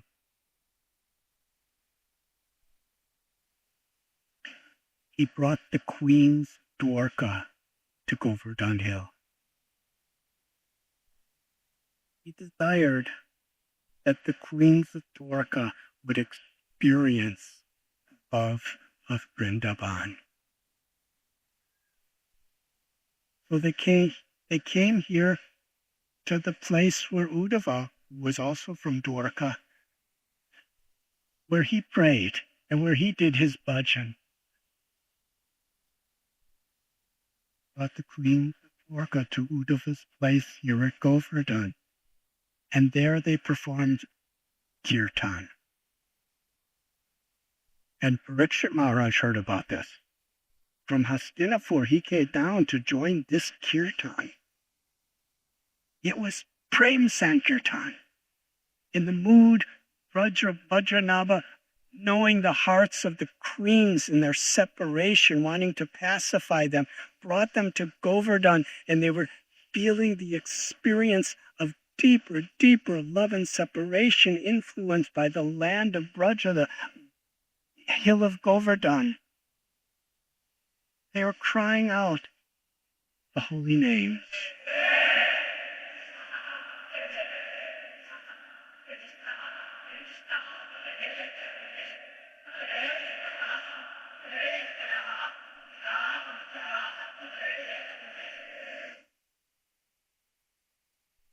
Forgive me for saying, they did not sound so sleepy as you.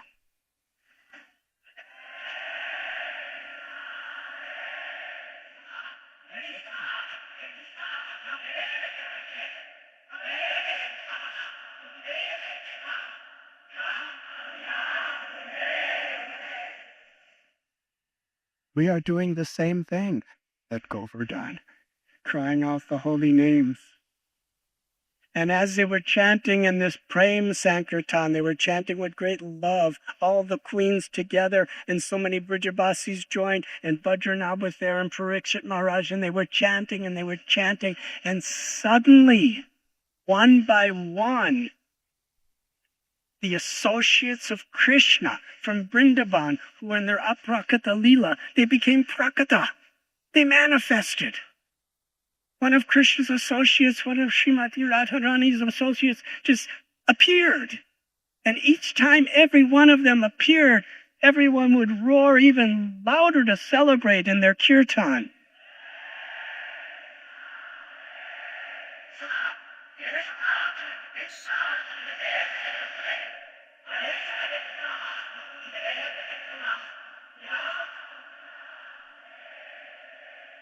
The tears of love, the enthusiasm, the volume of the kirtan was expanding greater, greater, greater. And suddenly, at Uddhava Kund, from a blade of grass, Uddhava appeared. He just emerged from the ground. And he was dancing in ecstasy, hearing all the devotees chanting the holy names.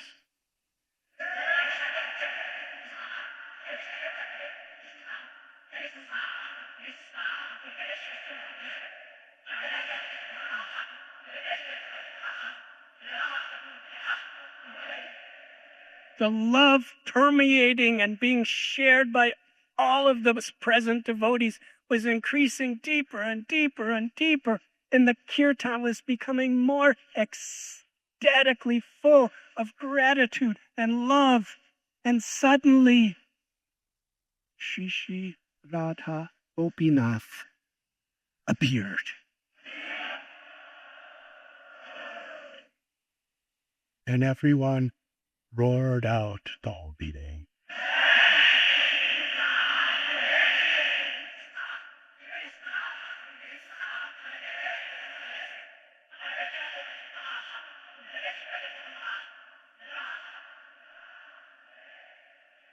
All the queens of Dwarka, Parikshit Maharaj, and everyone else who was assembled, now they could see with their own eyes in a manifested prakata form the pastimes of Vrindavan.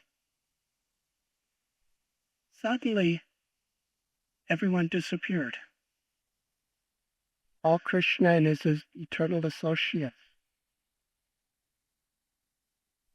And now they were immersed in an ocean of separation.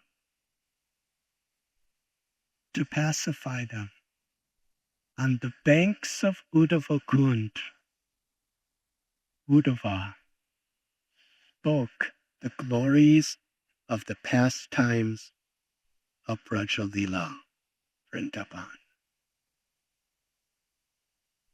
He spoke for 1 month the Srimad Bhagavatam.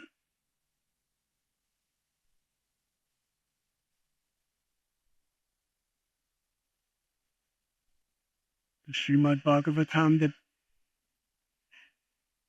Vedavyas wrote, as Srila Prabhupada translated for the whole world. It was spoken by Sukadev Goswami. Sukadev Goswami was the loving pet parrot of Srimati Radharani, speaking the glories of the highest love. And now Uddhava is speaking Srimad Bhagavat. Parikshit spoke. Sukadev Goswami had 7 days. Uddhava had 1 month. Sukadev was a little ferret of Sri Radha. Uddhava was a blade of grass that was under the feet of Radha. Such humble roles, but by Sri Radharani's mercy, they are in the most exalted position. And in their most exalted position, Uddhava is still here at Uddhava Kund, Uddhava Baitak, in the form of this blade of grass.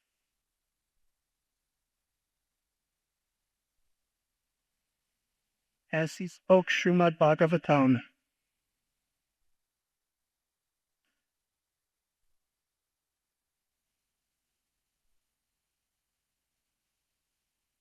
whatever Krishna taught him, whatever the gopas and the gopis and Sri Radha revealed to him and gifted him, he was now sharing with Krishna's queen. And according to the Skanda Purana, at the completion of this 1 month Srimad Bhagavatam recital, Vajranam and all the queens completed their pastime and returned to the spiritual world. And Uddhava resumed his wonderful form as a shrub of grass at the Uddhava Baitak. May I continue?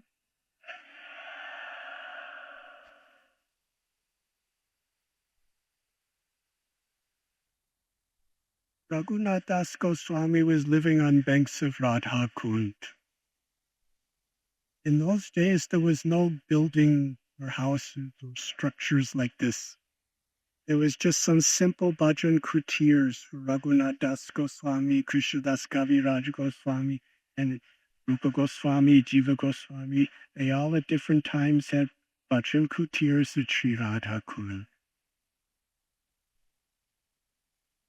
But right from where the Bhajan Kutir and now the Samadhi of Radhanath Swami, he could see this beautiful forest and this wonderful Kund.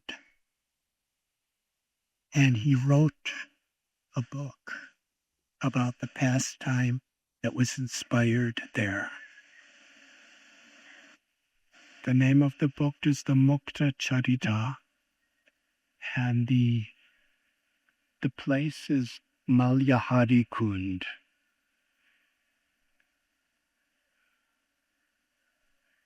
With your permission, I'll give very, very insignificant, tiny little summary.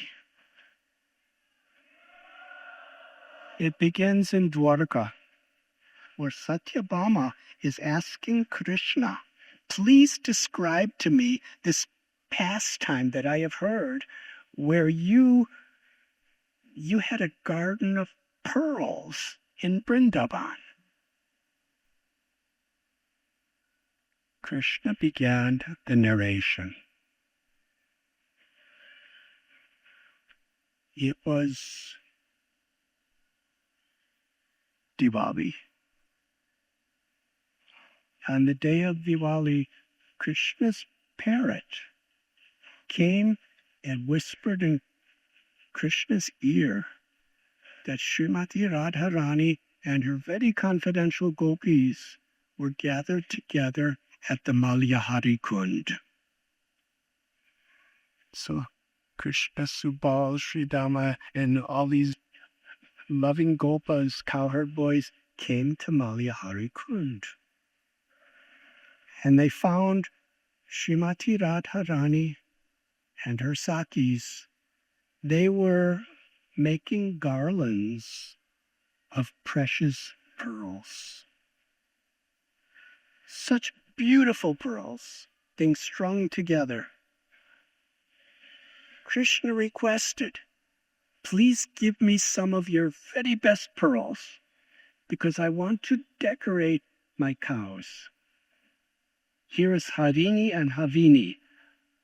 Let me have a pearl necklace for them. The gopis said, we will not give you even a single pearl.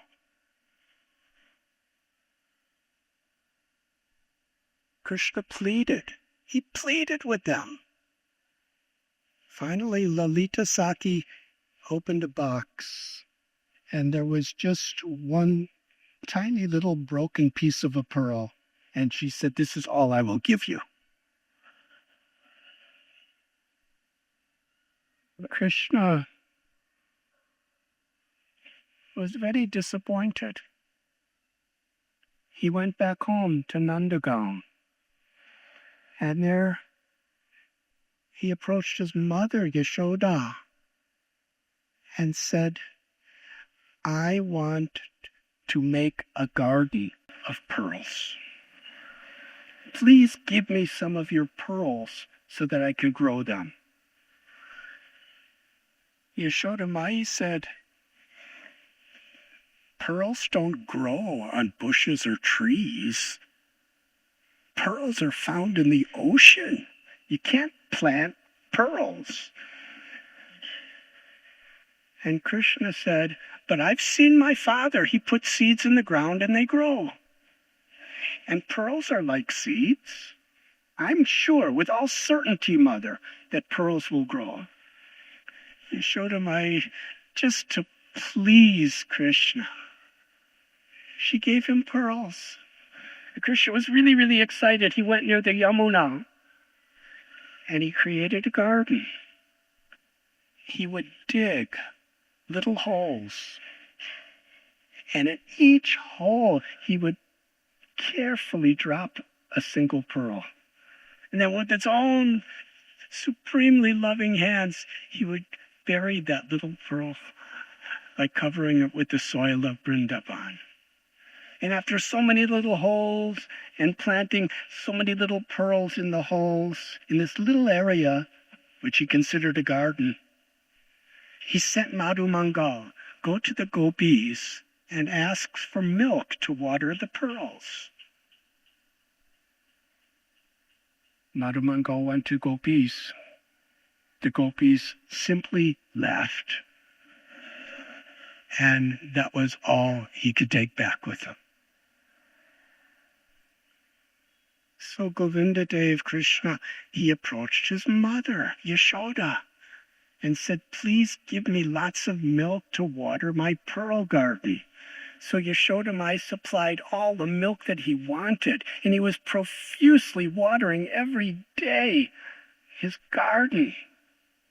And one day, little tiny green shoots came out of the ground. And he was so excited. He sent message to gopis, see, I'm growing pearls. They're going to be better than yours. And the gopis came to see it. And they just saw little tiny shoots coming out of the ground. And they laughed. They said, these are not pearls. These are thorn bushes. But Krishna was determined. And he watered them, he milked the garden again and again. And after some days, those shoots grew into beautiful creepers. And Krishna came to see. And right before his eyes, those creepers, within minutes, started blooming pearls.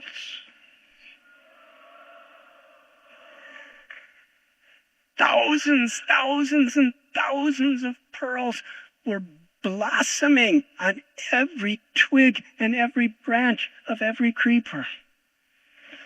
But they weren't ordinary pearls. They were multicolored. They were beautiful, beautiful, radiant, divine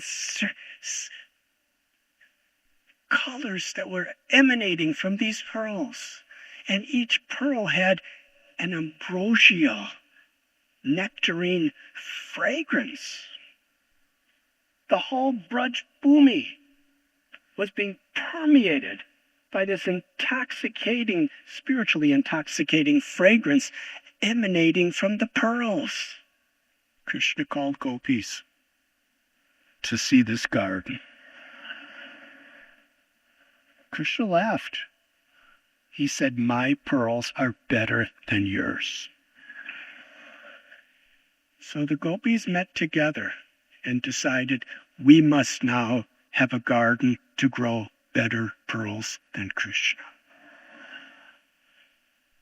So all the pearl necklaces that they made, they planted them in the ground. And then they went to their homes. Each of the Sakis went to their homes and they borrowed every pearl of every member of their families and dug holes in the ground and planted them. And every day they were watering them profusely with milk and yogurt and ghee.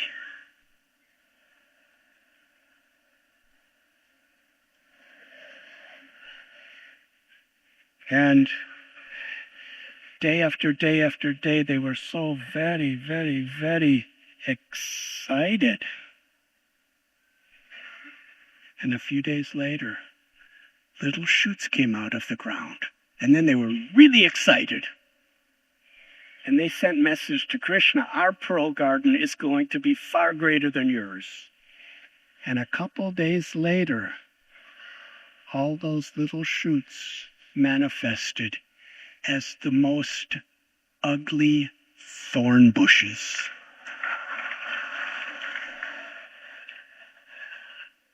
When Krishna and the gopas saw those thorn bushes, they became ecstatic. Right in front of the gopis, they were laughing and they were dancing. And the gopis were absolutely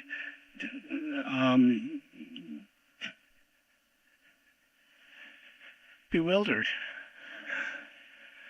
very disappointed. What are they going to do? They took all the pearls that were from all their families. They put them in the ground, and now all there is thorn bushes. How are they going to explain it to their parents and their aunties and their uncles and all their family members? It was really a dilemma. They couldn't go home like that.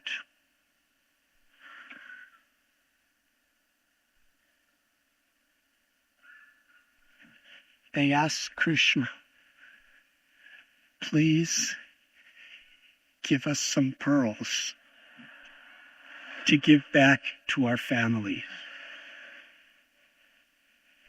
Krishna said, I will not give you a single pearl. But then just to increase this loving reciprocation, Krishna and his friends, they made pearl necklaces for every cow, for every buffalo, for every goat, for every sheep, and especially for every monkey.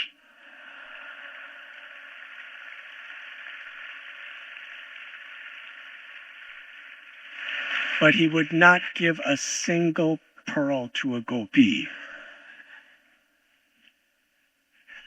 The gopis were saying this. It was a great dilemma. What are they going to tell their families at home? So the gopis sent Chandramukhi and Kanchanalata, two of their messengers, to trade their jewels for some pearls with Krishna. Krishna said, even the Kaustuba Mani of Lord Vishnu is insignificant to one of my pearls. There's nothing that you have that's possibly of value to trade for my pearls.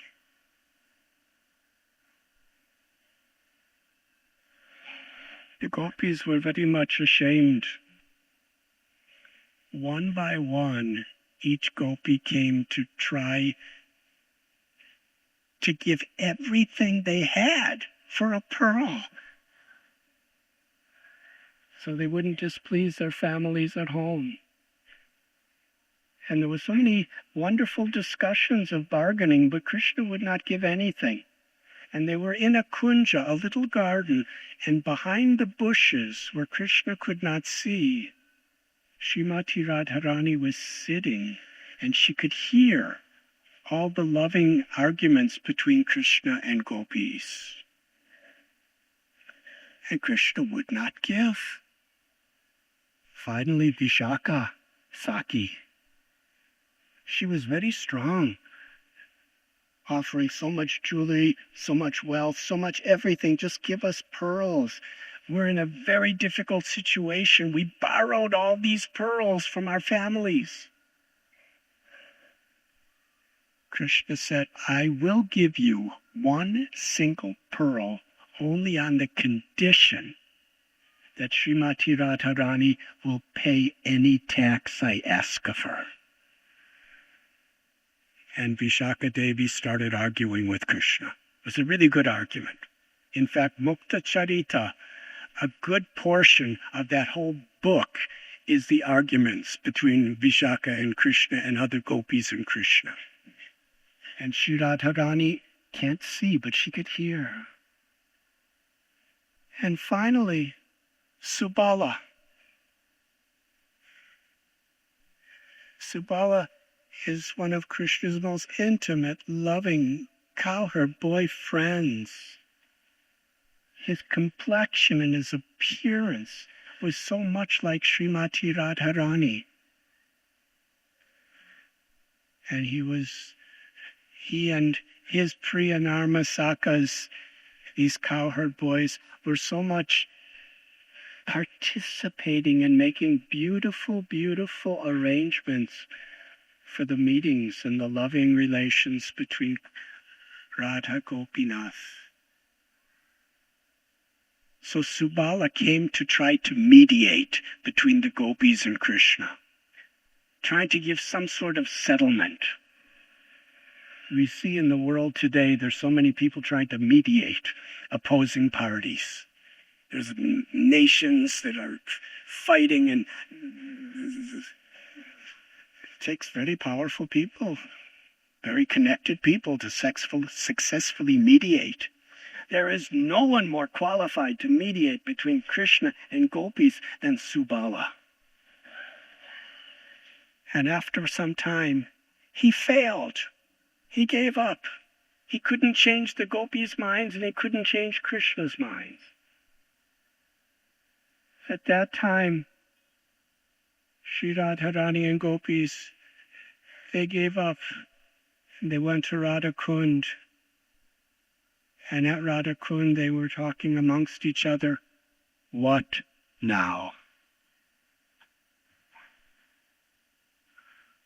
Krishna, he took the most precious, most beautiful, most fragrant of all his pearls, and with his own loving hands, he made a necklace.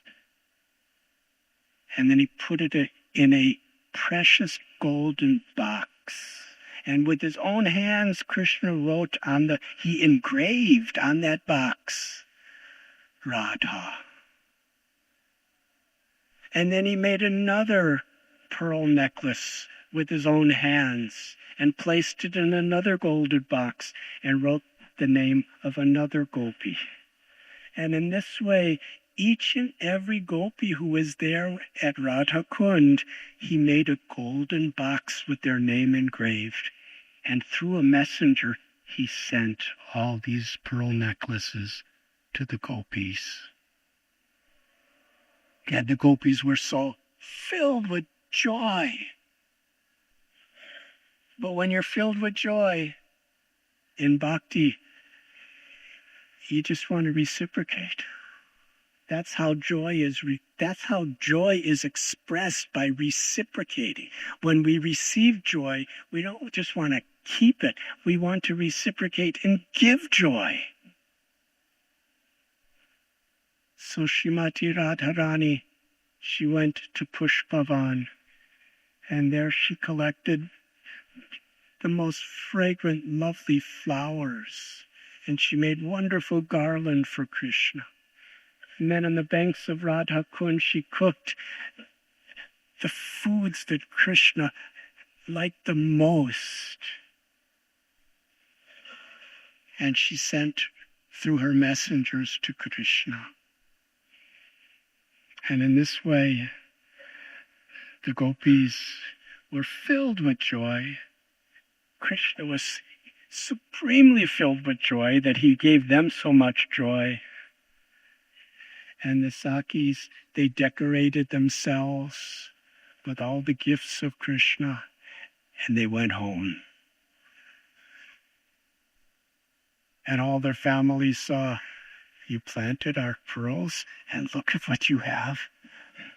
Their families were so proud. They were so happy. There was a wonderful festival of joy among all the residents of Vrindavan.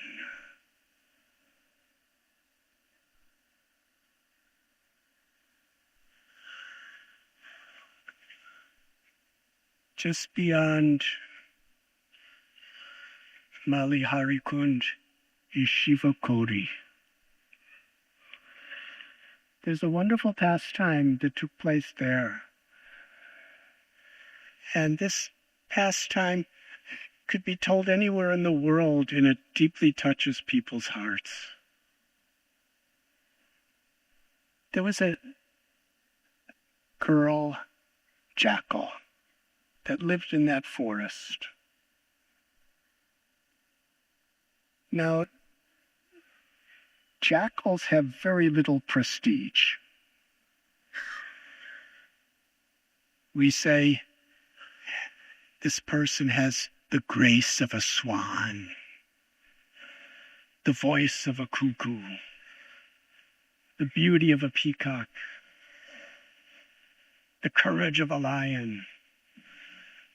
But if you compare anyone to a jackal, it will always be an insult.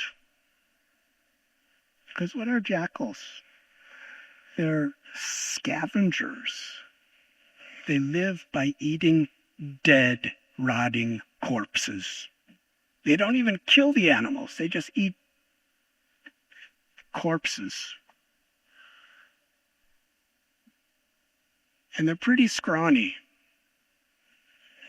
And the sound that they make, sometimes in Mayapur you hear so many jackals. Who could make the sound of a jackal? Would anyone like to try?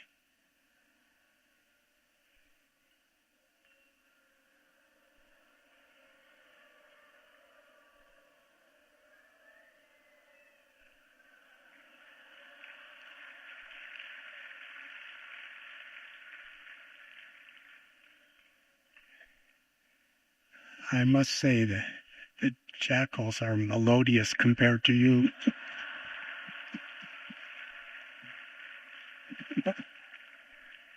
But they're just a nuisance. So these little children in the area, they were playing, little boys. Girls don't do these things, but little boys, they are so cruel.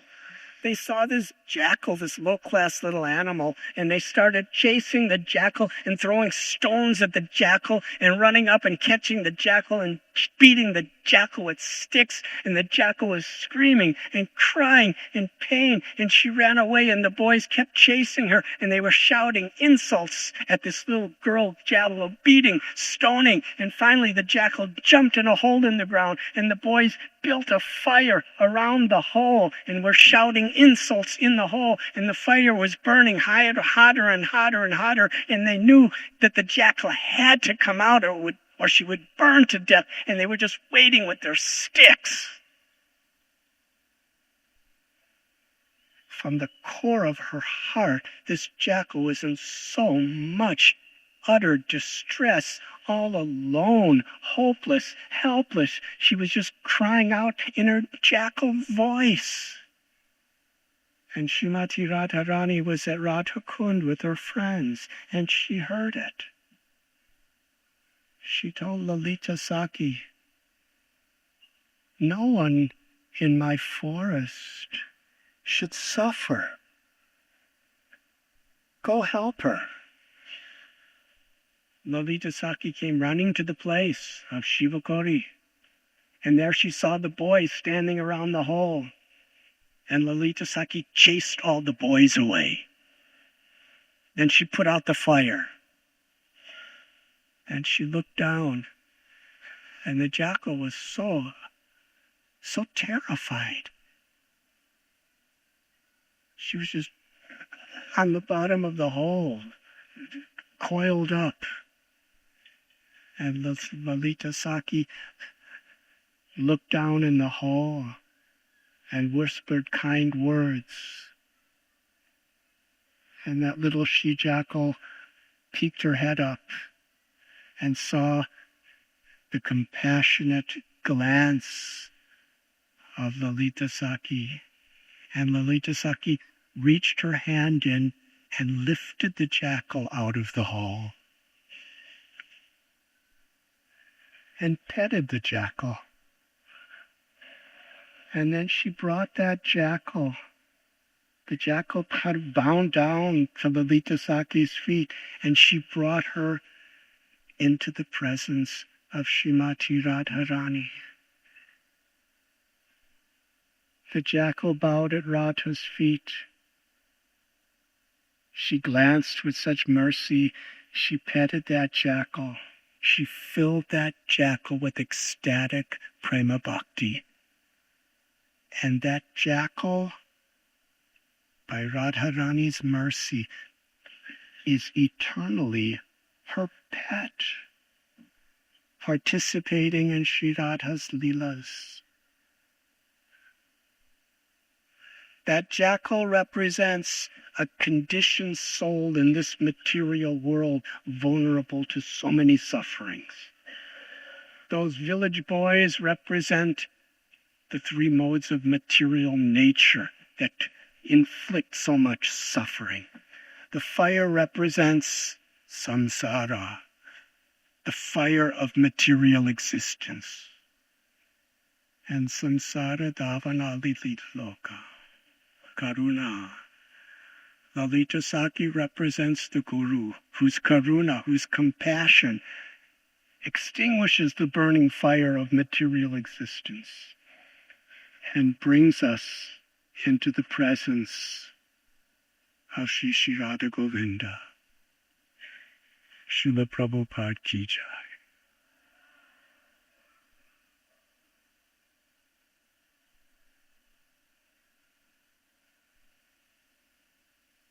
Sri Chaitanya Mahaprabhu through his parampara is bringing us into the loving presence of Radha and Krishna by teaching us how to sincerely and properly chant their holy names.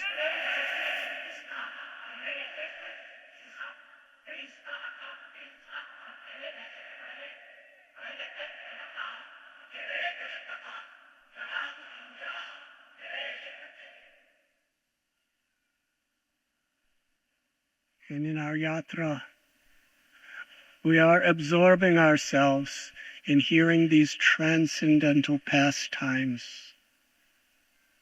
these most essential teachings. We're striving to help one another to be sincerely absorbed in a desire to serve, in a desire to please. Because unless we truly, deeply develop this service attitude, we cannot taste the glories of the holy names. We cannot really be transformed by hearing Harikatha unless we have this sense of urgency, the sense of gratitude. And gradually we're striving with all honesty and earnestness to be a servant of the servant of the Lord. From Shiva Kori, we come to Sri Radha Kund. And in one sense, this is the beginning of our lecture. But in spiritual life, beginning and end are the same. Nitya Lila is the end is a new beginning. And the beginning for Sri Radha Kund, the holiest of all holy places. In the spiritual world, Radha and Krishna, in Goloka, Radha and Krishna's bodies melt in love for one another to form Radha Kund and Shama Kund. And in this world, during the Rasa Lila, Radha Kund and Shama Kund manifested, and Krishna proclaimed that there is no place more dear to me than Radha Kund, because Radha Kund is so dear to you, Srimati Radharani. And just as Radha Kund is dear to Krishna because of Radha's love, Radharani, Radha Kund, that same love is permeating. And therefore, it is proclaimed the holiest of all holy places, not to be taken lightly. We should approach with the deepest reverence, and we should feel ourselves so utterly unqualified.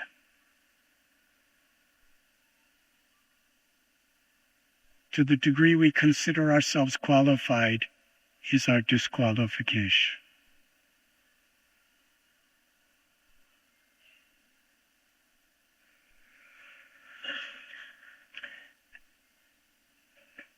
Radhanath Goswami had Bhajan Kutir, Rupa Goswami, Jiva Goswami, Gopal Bhatta Goswami, Raghunath Bhatta Goswami,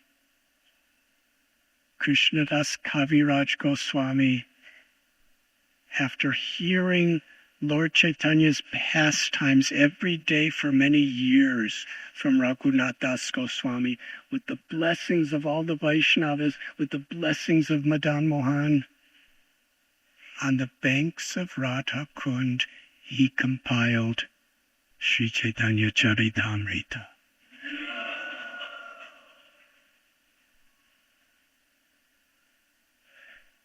The postgraduate study of Srimad Bhagavatam. He was in his 90s, and he etched on simple scrolls made of leaves.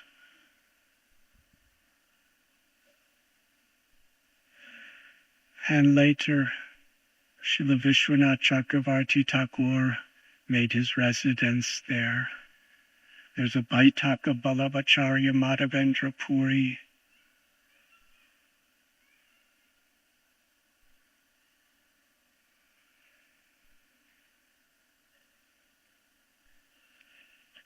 When Raghunath Das Goswami first came, it was just Radha Kund, Shama Kund were little puddles in a field. And he excavated it into the beautiful Radha Kund and Shama Kund in the spirit of Sri Chaitanya Mahaprabhu, not only to glorify these holy places, but to make them accessible holy places for devotees from all over the world to come and worship Shri Radha Govinda in the form of their kundas. Beyond Radha Kund and Shama Kund is Mukarai, the place of the residence of Srimati Radharani's grandmother, Mukara. She was the mother of Kirtida. And Kirtida and Yashodamai, Kirtidamai and Shodamai, when they were little children, they were best friends. And Mukarai, she was like a mother to both of them. And later, Yashoda married Nanda Maharaj, Kirtida married Vrishabhanu, and she was like the grandmother for Krishna and Sri Radha. Directly Radha's, but she had the same feelings. And she was always there to facilitate the loving pastimes of Radha and Krishna. She was practically the only one in Vrindavan that would chastise Jatila.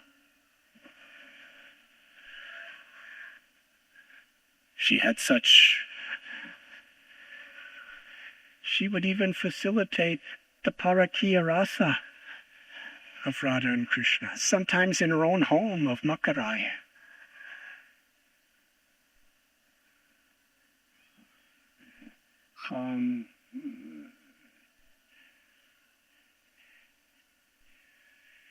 In the spiritual world, everyone is eternally youthful. No one ages in the spiritual world. Everyone is full of love. Makarai is eternally a grandmother. She's totally youthfully old. She's totally enthusiastically, actively tired.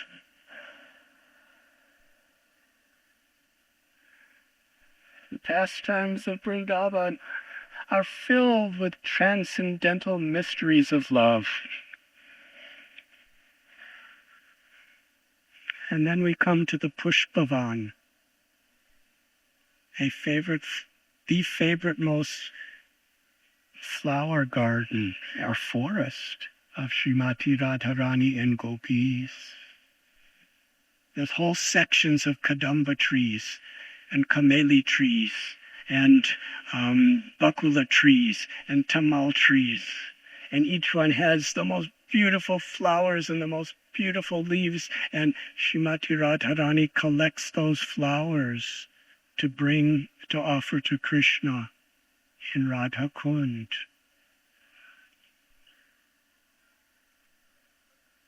And in Pushpavan, one of the most beautiful places in all of Braja.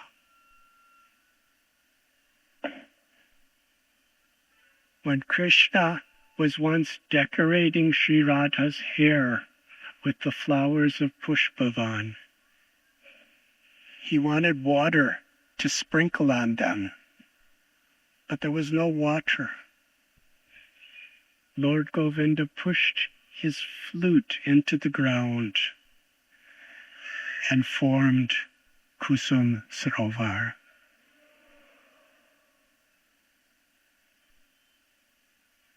He pushed his flute, and by the love of Krishna's heart in his flute, Kusum Sarovar was formed with beautiful, beautiful waters in the middle of Pushpavan, surrounded by the most auspicious, lovely trees, and it was filled with lotuses. It became a favorite place of water sports for Krishna and gopis.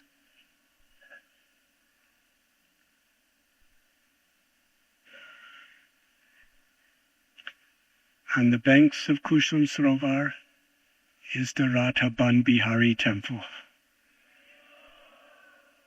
which is now Shanti Mataji and Pulindra Mataji have been serving there. Shanti Mataji she's actually was born at Uddhava Kund, and she married a great saint who lived at Kusum Sarovar, and they've been worshipping in that temple for many generations. And by their great mercy and the mercy of Giriraj, they've allowed many of our devotees to offer service there. So please go and visit and help in whatever way you can.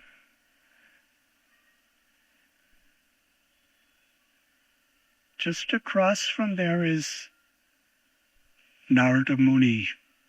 It's Narada Kund.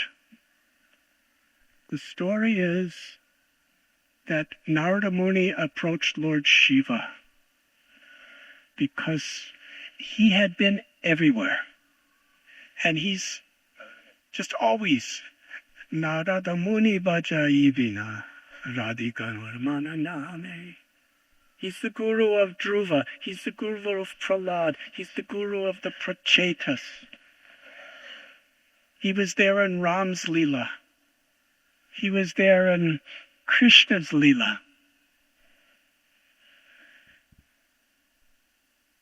But seeing the pastimes of Radha and Krishna, he didn't want to just be a saint giving blessings. He wanted to have the experience of serving Radha and Krishna, Radha Dasyam. So he approached Lord Shiva. How could I do this? Gopeshwar Mahadev, he knows. Mahadev told Narada that you should go to Vrindavan and you should perform your bhajan with this devotion and approach Brinda Devi, the goddess of Vrindavan.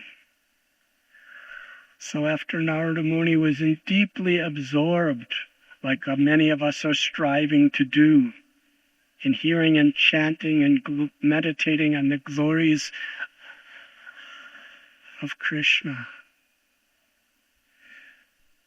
Brinda Devi saw the sincerity and the purity of his heart and brought him to the northwestern corner of Kusum Sarovar and told him to bathe He submerged himself into Kusum Srovar with this prayer, with this absorption.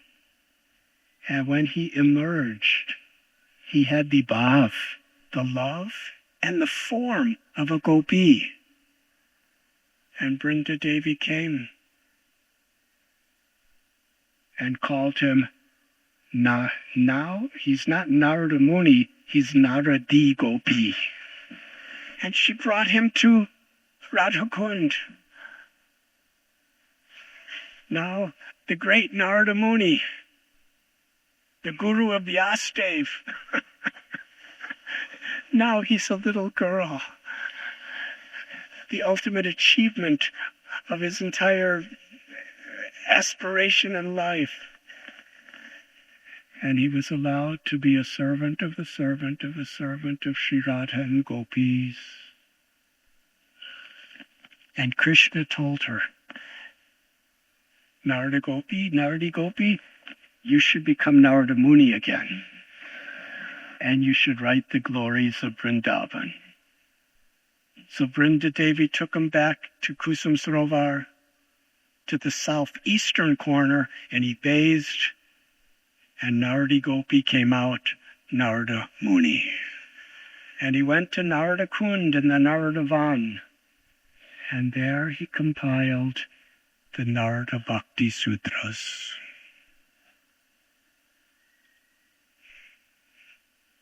From there we go to Shambhan. And these stories are so beautiful, but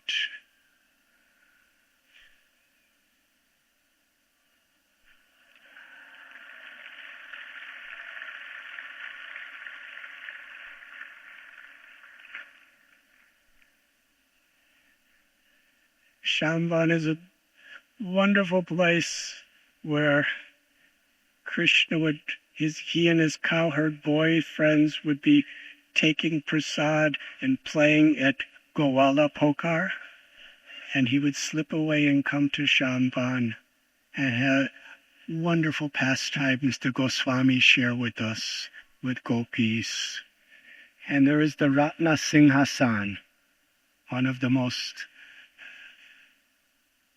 favorite thrones of jewels that Radha and Krishna would be served by the gopis and sakis.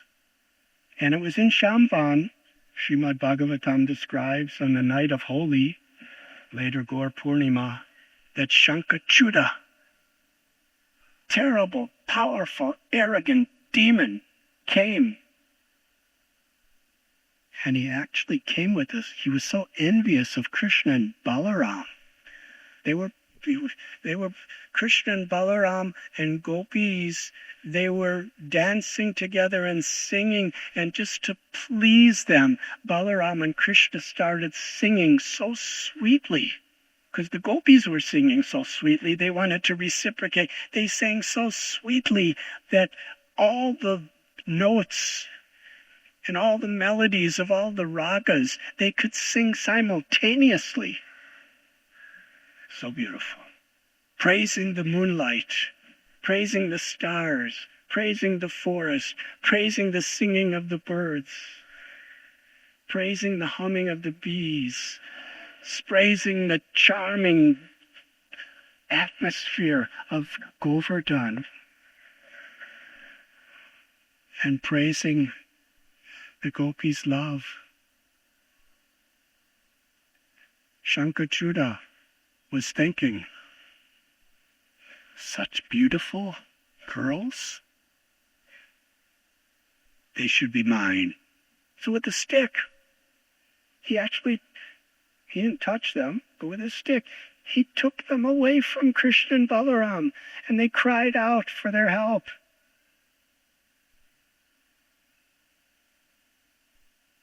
And Krishna liberated Shankachuda. If you want to hear the whole story, it's in Srimad Bhagavatam. And if you want to hear our own beloved founder, Acharya, and worshipable Guru tell it in his own words, there's a whole chapter of Krishna book the killing of Shankachuta.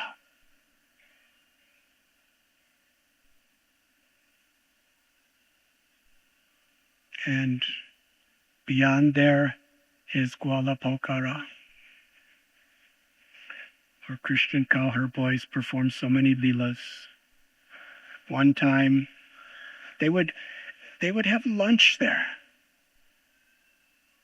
They would love to make their plates out of rocks and flowers and leaves, and they would laugh and they would joke.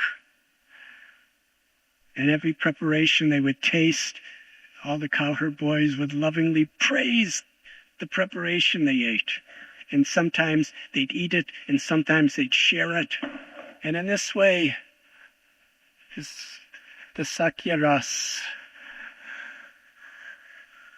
a loving friend and companion of Krishna and Balaram. At one time, Madhumangala, he was with Krishna at Surya Kunda.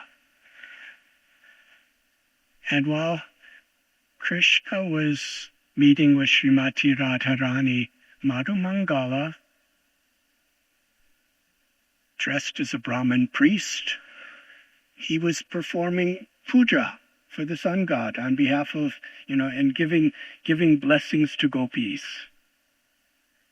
So the gopis gave him dakshina, and he requested ladus cooked with their love.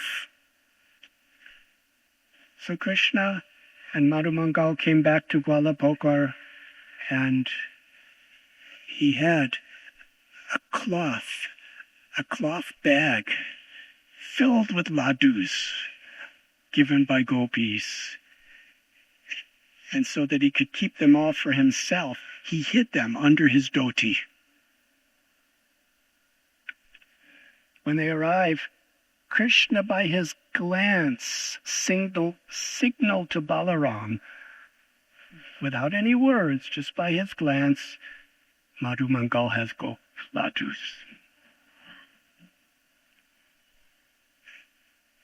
Balaram said, "What is that in that bag you're hiding?" Madhumangal said, "They're ladus, they're dakshina. I was priest, they were given to me. Why are you hiding them?" "Because I know all you cowherd boys are very, very hungry, and you're lusty people, you can't control your senses. You might steal them from me." And Balaram whispered in Madhumangala's ear, "They are very hungry. If you don't give them and share them, they will take them."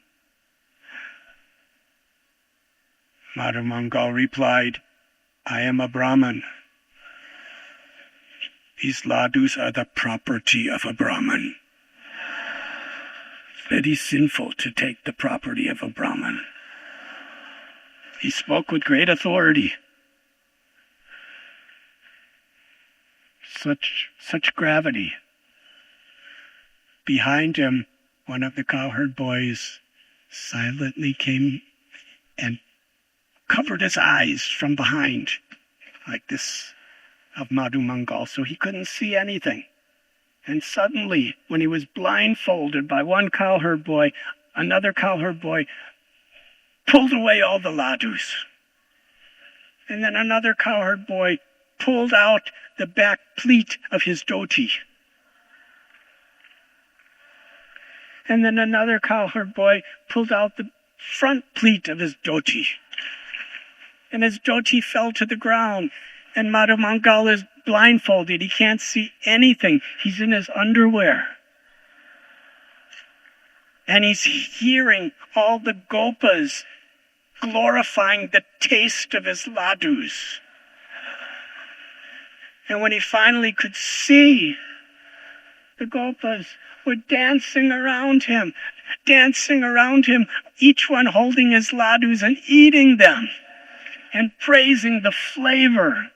And Madhumangal was so transcendently angry. He was trying to catch them, but he didn't have any clothes properly on, and he was shouting threats.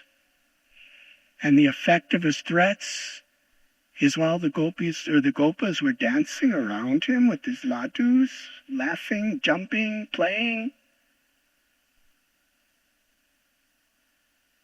they came and ripped off his turban. And then they took his cowherd voice stick.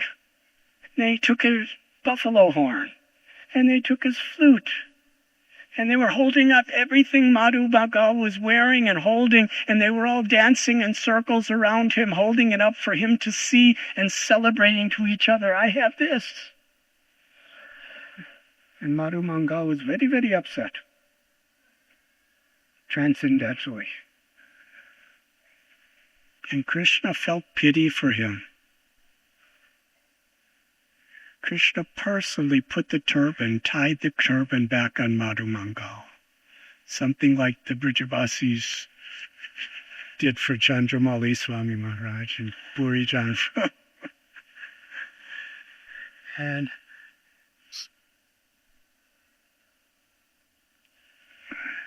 then Krishna put his dhoti back on. He was dressing Madhu Bhagal. And Krishna gave him back his flute and his stick and his buffalo horn.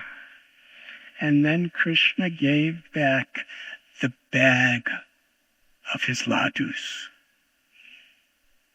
He gave the bag, but there were no ladus. It was only a few little crumbs. Madhu Bhagal, very stressed, he cried out that to atone for this offense against a Brahmin, each one of you must give me 1,000 ladus. The response, a roar of laughter. And even Krishna laughed. And even Madhu Bhagal laughed. And they all danced together and celebrated the wonderful pastimes of Braj Bhumi and Gwala Pokhara. And from there, we continue the parikrama along the beautiful darshan of Shri Giriraj Govardhan.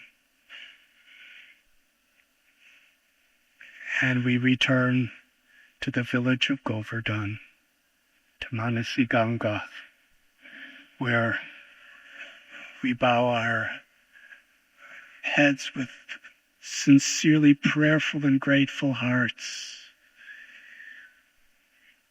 praying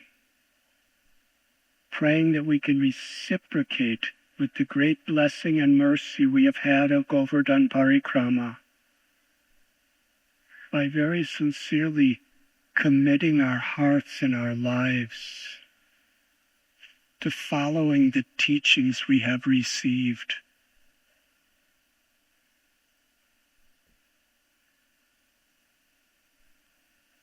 Srila Prabhupada gave us such a wonderful, simple process.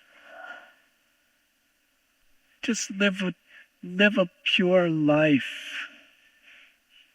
Whatever we have, recognize it's meant for Krishna's pleasure. Whatever we can do, it's meant for Krishna's pleasure. We follow these 4 regulative principles because by living impious, sinful, or violent lives,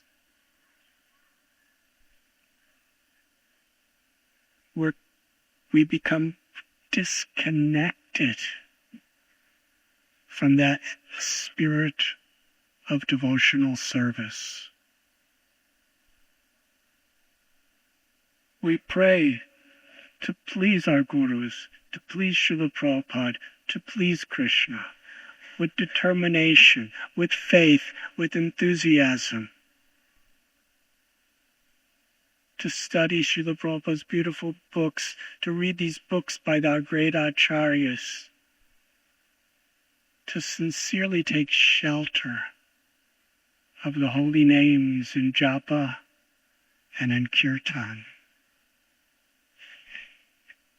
Sri Chaitanya Mahaprabhu is Radha and Krishna. He took the role of a devotee to teach us the perfect way of becoming devotees.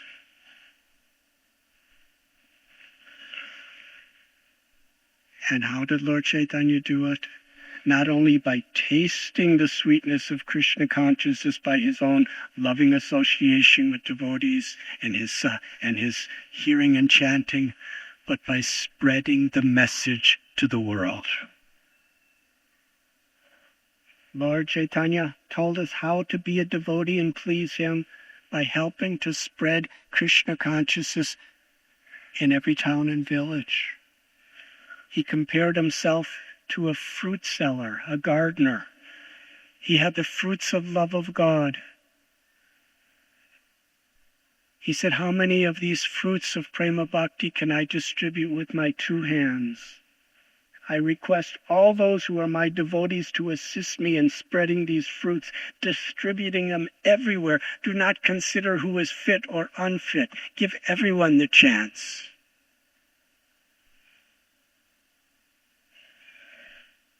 That was the spirit of Lord Chaitanya and Lord Nityananda.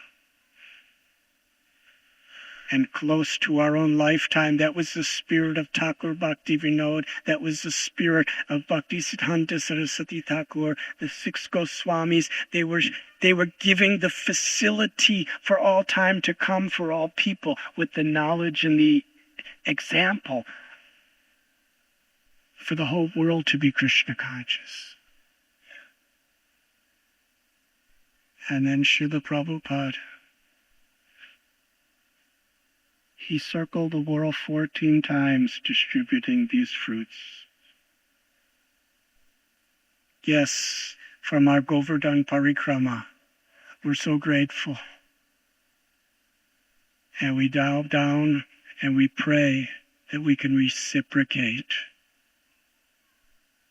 by being more determined in our sadhana, more determined to not waste moments speaking gossip, criticism, or mundane subjects, but as much as possible to hear and chant the glories of the Lord and the better ways to serve the Lord. To be the servant of the servant of the servant of the devotees for the pleasure of the Lord. And to taste and help Srila Prabhupada spread throughout the world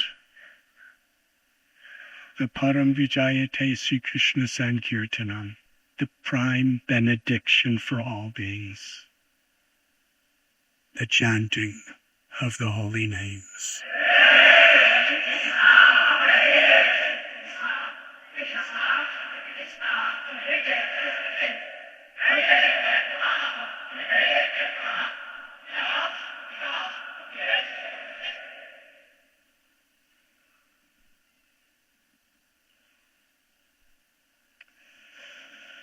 The parikrama took a little longer than expected.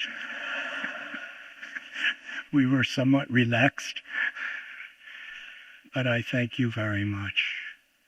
And I pray from my heart and all the wonderful organizers of this yatra. We are all praying with all of our hearts that each and every one of you will bless us and accept us as your servants. And we pray that wherever you may go in the world, that you carry the impressions, the experiences, the recollections of this yatra in your hearts for your whole life. And we pray that Srila Prabhupada and our most beloved Acharyas and the Goswamis and Panchatattva and Sri Sri Radha Gopinath will shower their blessings upon each one of you to protect you, to inspire you, and to infuse your life with happiness and Krishna consciousness. Thank you very much.